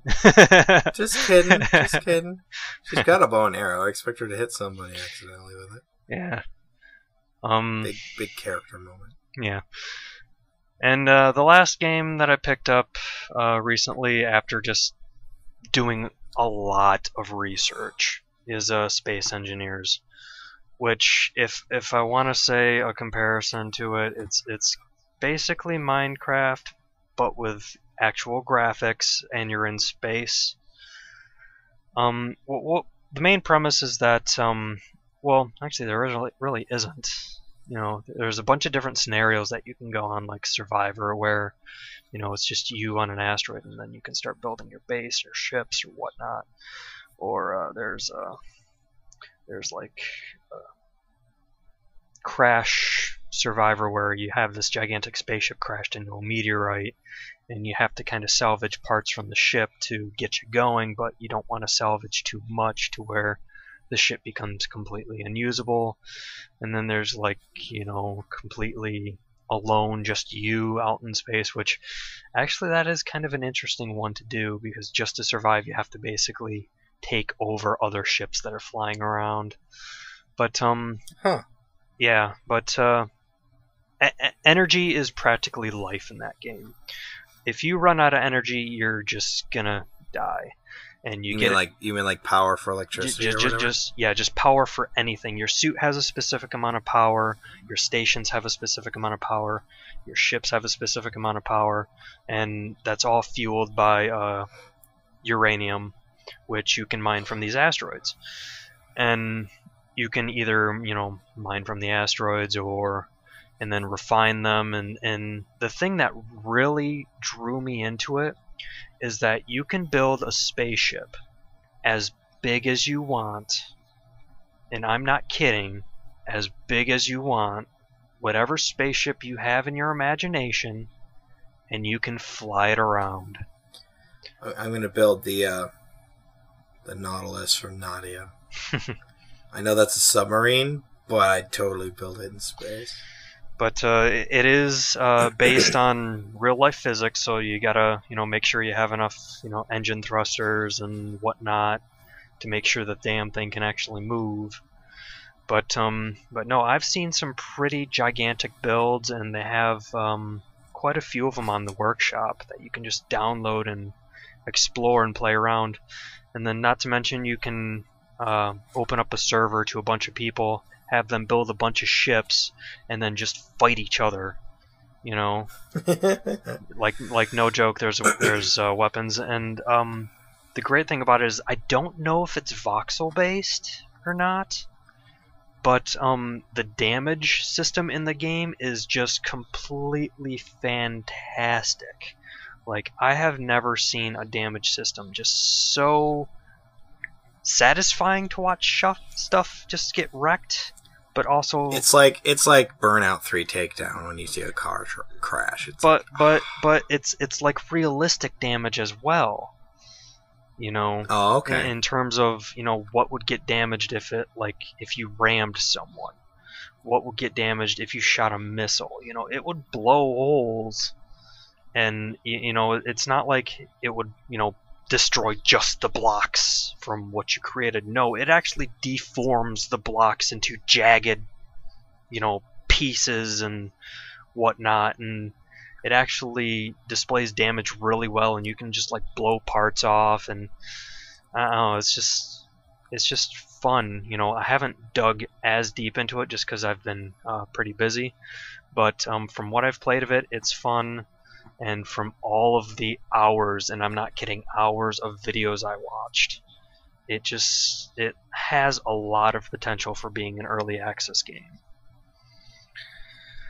And actually right now it's actually pretty good. The developers release an update every Thursday. Yeah, every Thursday. they have something up their sleeve, and yeah, no, it's just I can't wait to see where it goes. Because I totally build an X-wing. There's already one. Oh, what? Yeah. Totally build an X-wing and fly around and save the galaxy. People have built like complete, almost scale models of other ships from other shows. Like I've seen the Starship Enterprise. I've seen Star Destroyers. Yes, a Star Destroyer. Yep. Mm-hmm. Did you see the ship from Firefly? I can't remember the name of it. I don't know. I've never seen Firefly. Oh, okay. Well, but I've seen the planet crackers from Dead Space. They're not to scale, but they're still pretty gigantic in terms of their size. Right. And like I said, you can just fly them around. It just blew my mind that you can just do that. But fly them around. You can just bring about the end of the galaxy. Yeah, I know. And I've seen a video. Has anyone built a Death Star yet? I don't know. I'm sure there's somebody doing it. I'm pretty sure there's someone doing it right now. But no, I've seen like mega ship battles where there's these gigantic ships that are just millions upon millions of tons, in weight, and and they're fighting, and it's just I don't know, it's just fantastic. They're just wailing on each other. Yeah. No, it's just an interesting concept, and I just can't wait to see where they're gonna go with it, because they've already got a pretty good base for it. That sounds entertaining as all. Like I said, the $20 asking price for it was just me going, I don't know, and then I watched a lot of videos, and I'm like, you know what, I can get $20 worth of entertainment out of this. I don't care. Gonna build myself a Star Destroyer. And then, of course, the last game that I played was one that I recently bought called Freedom Planet, and then I'll just let it go over to Marauder on his things he's been playing. Oh, okay. Well, I'll bring up Freedom Planet last, since that's like the last thing I've been playing. Well, like I said, I built a new desktop computer out of spare parts and such. And I just, for fun, was trying to figure out how much the graphics card I bought, which was a Radeon ATI 5350, I think. Yeah.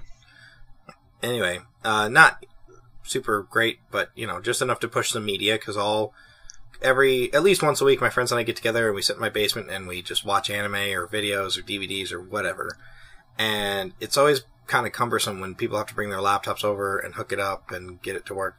Whereas I've always just wanted a media PC, and that's exactly what I got. So it's hooked up to the TV in the basement, and we just sit down there and stream all our media through it, which is great. But anyway, so just for fun, I loaded up some older PC games, stuff I knew the graphics card could handle.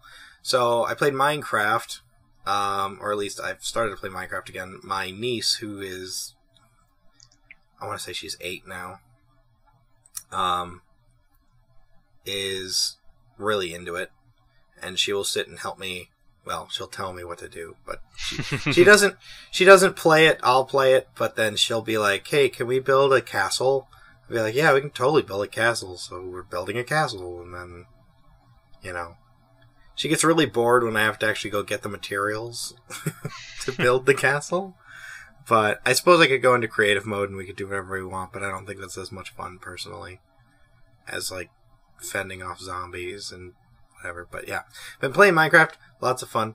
I highly recommend it to anyone who hasn't played it, because it is really good. Whoever in the hell hasn't heard of it has been Whoever living under hasn't- a rock for the whoever past, hasn't like, played it, 5 yeah. years. Yeah. So, yeah, I've been playing a lot of that. The other ones are Project Snowblind, which is an old shooter from, like, the PS2 Xbox era. Like I mentioned before, it had a med pack sitting on the floor in the game, and I did not know what it was. For a second, I forgot what med packs in games actually looked like. which is, yeah. It's like a sci-fi shooter. I guess it was trying to be a little bit like Halo, but it took it in an entirely different direction where they give you all of these cybernetic powers for your character. Like you can bring up heat vision, you can bring up, motion tracking, you can bring up a whole bunch of other things to help you get through the levels. The weapons are kind of interesting, I guess. I mean, they're your basic sci-fi fare, but the game itself is actually a lot of fun. I made the comment when Phoenix and I were messing with it. I made the comment like the game looked pretty bad, and I think you said something like, actually this looks pretty good, or still holds up, or something like that. Mm-hmm. And the more and more I play it, it actually does kind of hold up a lot better than I initially thought. I guess I'm just so used to, beautiful HD graphics that going back to something like that is like, wow. But no, it doesn't look all that bad, actually. And it's got an interesting story. I remember it being quite favorably reviewed when it came out, so I think you can get it for $1 right now at GameStop or something, if you can find a copy. I bought my copy for like a couple bucks from a GameStop years and years ago, and then my PC couldn't run it, so I just kept it on my shelf until I had a PC that could run it. It's on Steam for $6. Ah, there you go. It's on Steam for $6. It's kind of fun, and like I said, it's an older shooter, so if you're more apt to play games like that with actual health packs and strategy, give it a shot. The other ones were John Woo's Stranglehold, which plays a lot like Max Payne. I actually prefer Stranglehold over the first Max Payne game, at least in terms of gameplay. I just like... Yeah, that first game of Max Payne is just... It's rough. It's rough around the edges. Like, I like the story in it, and I like the character, but man, that game was rough. I like the game too, but yeah, Max Payne 2 was much better. And Max Payne 3 was probably better, but I haven't played that one. But yeah, it's similar to the Max Payne games where you have, like, they call it tequila time, but it's basically bullet time. But the difference is you get points based on how stylistically you kill people. So it's not enough just to jump in the air and shoot someone in the head. Like, if you see a dolly cart, you can jump on the dolly cart and go, like, shooting through the level or shooting through the little arena. Or if there's a staircase with a stair rail, you can actually run up the rail. There's a bunch of destructible environmental stuff where you can, like, bring down signs on people. You can shoot chicken crates open to let the chickens come out and mess with people. Yeah, it's got a lot more to it than just shoot the guys and move on. It's actually really fast paced too, so I think it's tons of fun. And it has an interesting health system where you can fill up your tequila meter, which allows you to go into bullet time and whatever. But you can also use some of that meter to refill your health if you need to. So it's an interesting trade-off of, do I use my ability to shoot this guy, or do I recover some health and then try to kill him without using bullet time? So it's got kind of regenerating health a little bit, but it doesn't just come back. You know what I mean? Like, you still have a health meter, but you have to juggle what to do with your power meter. Doesn't it have that like segmented health meter to where if your health falls below a specific part, then it won't regen back up past that? No. No? No, it just has a red meter on the top. That's just your health meter. Might have been thinking of something else. The only game I know that does that is Chronicles of Riddick. I know it does that, where it has like segmented squares for your health meter. So then you'll recover only to the nearest square. Where's that Fear 2 does that? No. I can't remember now. Whatever. It's not that one. And the other game is, well, the original Fear. I've talked about it before. I love the game. I install it on every machine that I build, because it can basically run now on every machine.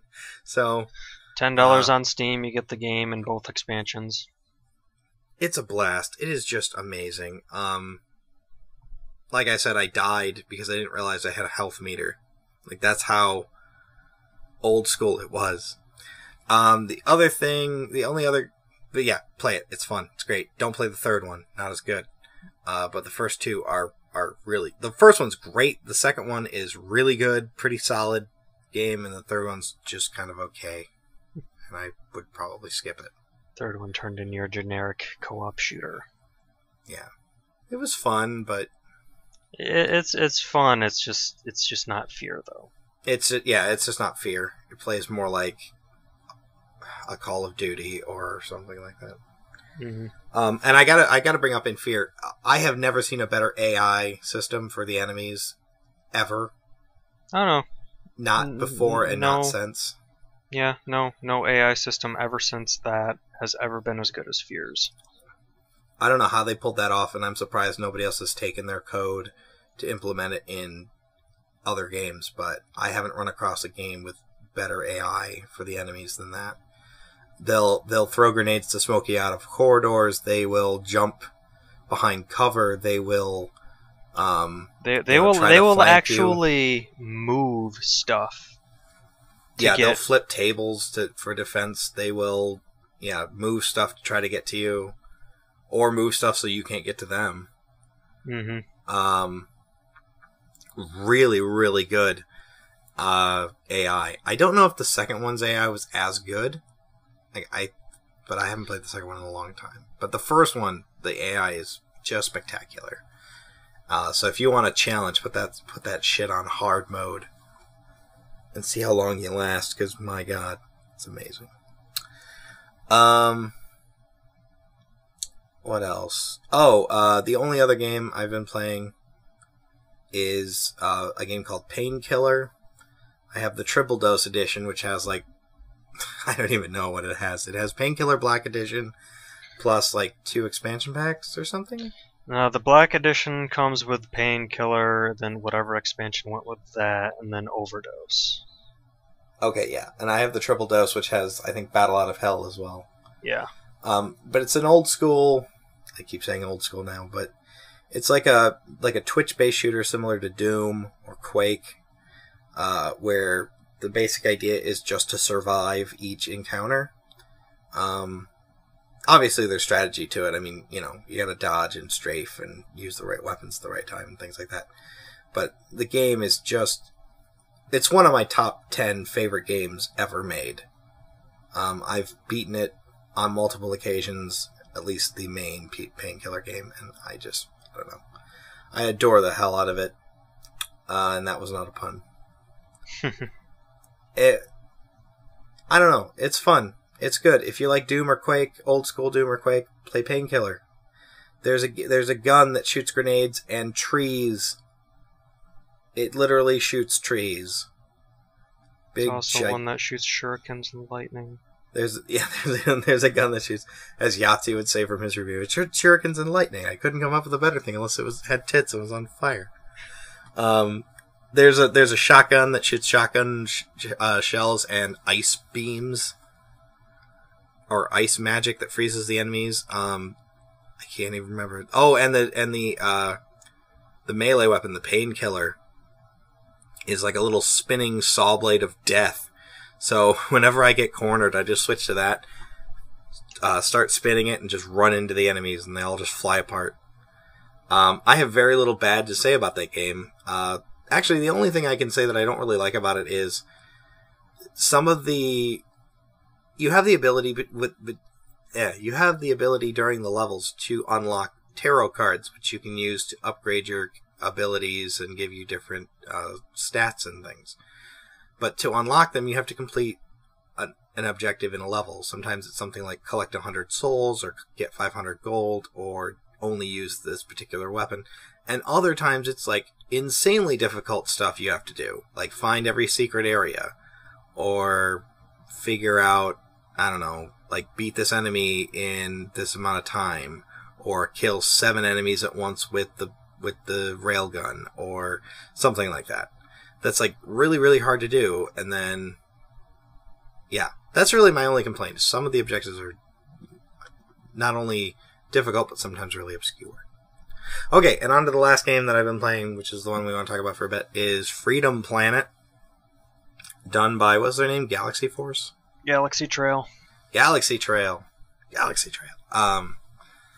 It's an indie game in the vein of like old school platformers, similar to, well, I guess they take inspiration from Sonic the Hedgehog, Rocket Knight Adventures, Sparkster, and Ristar. Yeah, that's basically it. And your little cat. Well, you have two characters you can pick from. One's like a purple cat girl. Dragon. Is she a dragon? She's a dragon. Oh, no kidding. No kidding. Okay, I don't know. I'm just kind of the person that skips the story and goes straight to the gameplay. But yeah, okay, so there's a purple like dragon, I guess, and she's got tons of different abilities. She can run like Sonic the Hedgehog. She has like a charge dash, which you can use to like ricochet off walls and get up high. Tons of different melee attacks, uppercuts, dive kicks, things like that. She spins her little hair. She's got like these two little ponytail looking things that she can spin an attack with. She's got tons of fun. There's shields you get for, just like Sonic, to protect you from getting damaged. The game looks just beautiful. It's one of the best looking games I've seen in a long time, and I know it's only like 16-bit 2D style, but I still say it's really, really pretty. There's a second character you can play as, but I have not touched him yet. He's on a motorcycle. He's some kind of green lizard looking thing. Her, and she's a cat. The green thing's the cat on the motorcycle? Yeah. Huh. I would have thought the purple thing was the cat and the green thing was the dragon. Nope. Alright, well. Actually, now that I'm looking at a picture of the purple one, got horns. Mm-hmm. Yeah, dragon. Okay, so there's a cat on a motorcycle. Go figure. It's green, so that's something. I have not played as that character yet, so I did in the demo, but I don't really remember how that character plays at all. There is actually a third character, Mila, who is a dog. Oh, really? How do you get to play as that one? She's only available in classic mode, not adventure. Oh, okay, yeah. I'm playing in classic mode, so hopefully I'll run into her at some point. I didn't know which one to pick, but classic sounded better to me. I don't know why. Adventure focuses more on the story. Classic is just kind of playing through the levels. Oh, well, there you go. I picked the right one. I don't know. It's old school 16-bit, so my interest in the story is nil. I will play through it again with the story bits, but it's probably, By the way, I found a little Easter egg with the game. If you press, I think, down and C during specific cutscenes, it'll actually play their blooper reels for the cutscenes instead of the actual cutscene. Oh, no kidding! No kidding. I gotta do that in adventure mode, though. Yeah. Okay, alright. I will actually give that a shot. No, but in the first couple days I've owned the game, I've put a handful of hours into it.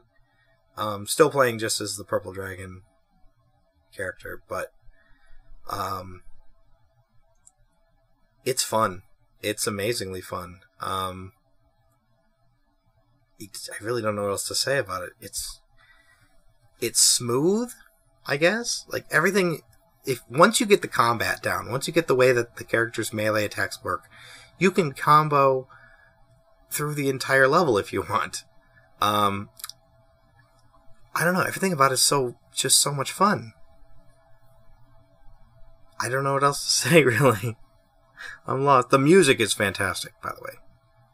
Music is a big plus for the game. It's one of the better retro soundtracks I've listened to in a while. Yeah, I don't know. I'm having a blast with it. I highly recommend it. It's $15. And just out of the handful of hours I've put into it, it's worth it. Because like I said, I've put about 5 or 6 hours into it, I think. And I I'm not even on the second character yet. And I'm not even in adventure mode, so meh. Yeah, if you're a fan of old retro style games, it's one to definitely check out. Stuff like Shovel Knight, or I'm blanking on the other ones. Just anything that's supposed to look like an NES game. Although this one looks like a Super Nintendo game. Although I was actually talking to Phoenix, and I was like, it actually looks like a Sega 32X game, because it's too colorful for a Super Nintendo game. Like, it looks like it's something that could only be done on like a 32X or a Neo Geo, or something with a little bit more color palette choice. So, but yeah, it is highly recommended. I don't really have anything else to say because I haven't played as the other characters yet. So, yeah, I'll just say there are 3 different characters you can play as. You can't play as Mila in adventure mode, but crap, I'm blanking on the green cat name. I don't remember the names either. Well, whatever. But Lilac's the purple dragon, and then there's the green cat. Yeah, I haven't played as her, so I just blank on the name. But both of those characters, they kind of have their own little stories. I mean, it's still just the basic story, but they all have their own little parts in it as you play them. Not to mention there's classic mode, there's a time attack mode that you can jump into, and like I said, any and all expansions and DLC that the developers make for it, that is going to be free. So basically, when you dump your $15 into this game, you're getting the complete experience. Hooray! Yep. Oh, I also have to say that I'm really happy that you went with a 16-bit look. It seems like all of these indie games try to look, well, not all of them, but I mean, like, if they're going for a retro look, chunk. Yeah, if they're going for a good old retro look, they'll try to be 8-bit, and that's fine and all, and whatever. But it's really nice to see a developer go to the 16-bit and actually add really bright colors and lots of color, and scrolling backgrounds and parallaxing and other things like that. It just, I don't know, it seems like a fresh idea, I guess, since everyone else is doing. Because I mean, the game that came out before this was Shovel Knight, which is 8-bit looking, and then before that was the Mega Man games. There was Oregon Trail, which looked like an old PC game, like an 8-bit PC game. Can't think of the other one. Oh, VVV, which looks like an old PC game. Not even 8-bit. It looks like a 4-bit game, to be honest. But yeah, I mean, it's nice to see a developer just make just gorgeous backgrounds and really solid frame rate and really pretty colors, and everything just flows so well. If I had one complaint, though, is some of the levels are just so puzzle-like. It took me a long time to figure out how to get through them. The second level especially, where you have to go into these different rooms and then do something in order to beat the room. And I was probably running around this one part of the level for a good 10 minutes before Phoenix was talking with me, and he goes, "Did you beat the big guy in there?" "Oh yeah, uh-huh. You're done." "Oh. I'll just leave then." Yeah, you just leave. Yeah, because I was running around looking for something. I don't know what I was expecting, but I thought you just kept going that way for some reason, and yeah. But other than that, it's really, really good. I can't say I can't say too many good things about it. It's incredible. Definitely worth the $15, and probably one of the better games I will have played this year. And since it's 16-bit, it runs on almost nothing. Exactly. So, So you have no excuse not to try it, even if you're running like Intel accelerated graphics on your laptop from 3 years ago. This will probably play. I can't guarantee it because it's Intel accelerated graphics chip, but it should. Mm-hmm. Yeah. So that's it. That's really all I've been playing. I would talk more about like my 3DS, but unfortunately my 3DS is back to Nintendo to have the screen fixed. Again.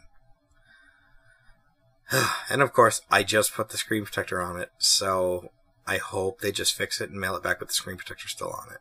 Mm-hmm. Otherwise, I gotta buy another one, which I'm totally okay with, but you know. Yeah, that's basically it. Oh wait, no, there is one more game. And I don't think you brought up the one you were playing either, but Nintendo recently announced their rewards for the Club Nintendo prizes, and if you hit gold or platinum, you could choose a certain downloadable game. I was actually really disappointed there wasn't some kind of physical prize, like a poster or a CD or something. I don't know. I don't know. Whatever. And the game I chose as my reward was a game called NES Remix, which is a game where you play through old Nintendo games with certain objectives. I personally, I kind of like it, but then some of the little objectives they give you are so stupid. Like, hey, get 100 coins, and they start you at 98, and you just go get the 2 coins on screen. And I go, good for you. It's like, that took 3 seconds. The Legend of Zelda. Grab the sword. Yeah, Legend of Zelda. Go get the sword. Get the okay, sword. I'll go. Enter the dungeon. Kill the boss. Yeah, get the Triforce piece. Get the Triforce piece. And it's literally just walk into a room and grab an item, and it's like, yeah, good for you. It's like, I'm not doing anything.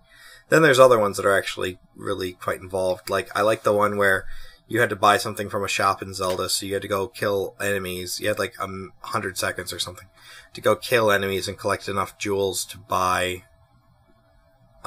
something from a shop. I thought that was interesting.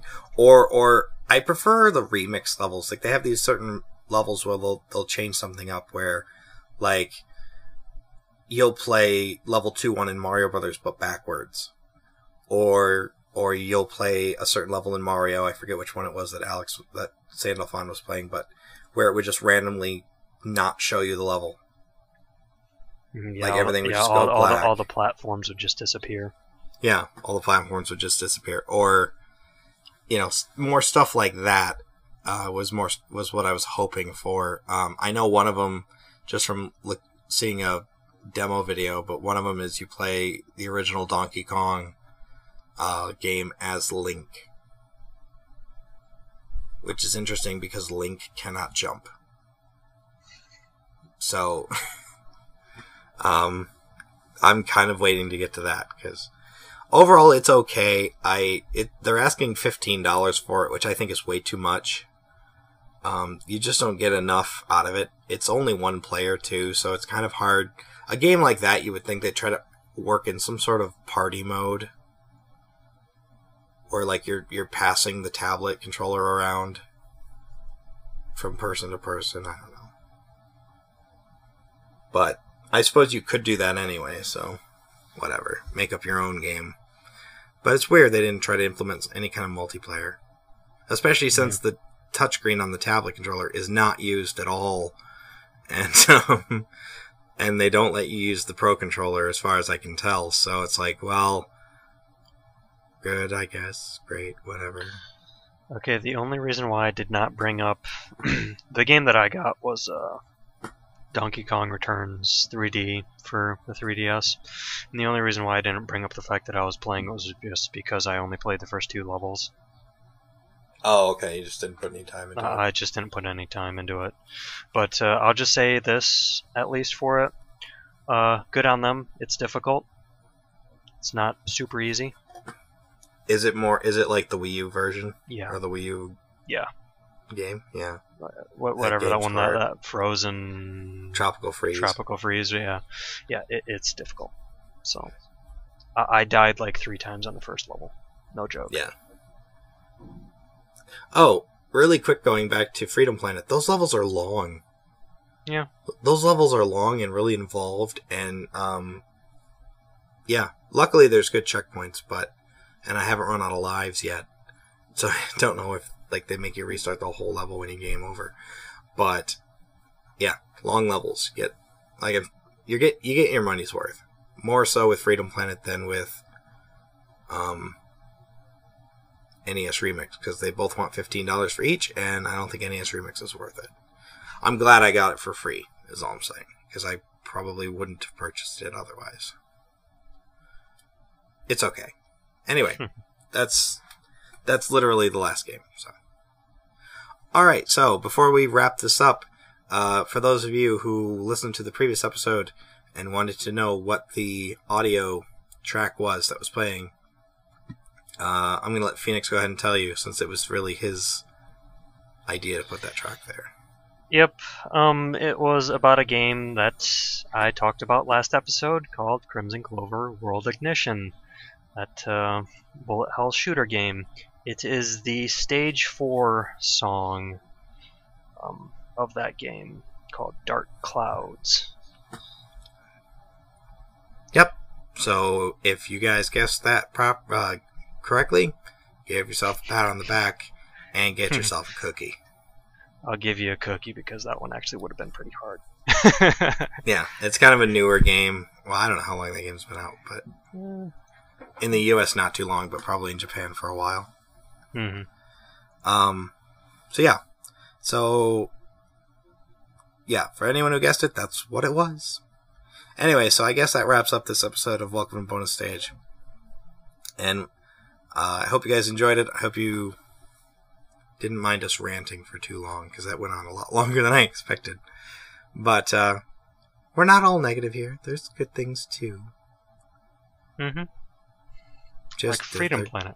Like Freedom Planet. But they're just getting harder and harder to find. But go play Freedom Planet. It'll make you feel good. I had like a euphoric gaming moment with Freedom Planet, where I was enjoying it so much, I lost track of time. Which I haven't done in a long time. So, anyway, yeah, go play Freedom Planet. It's good. Anyway, so that wraps up this episode of Welcome to Bonus Stage. As always, I'm your host, Marauder. And I'm Phoenix923. And we'll catch you guys on the next Bonus Stage.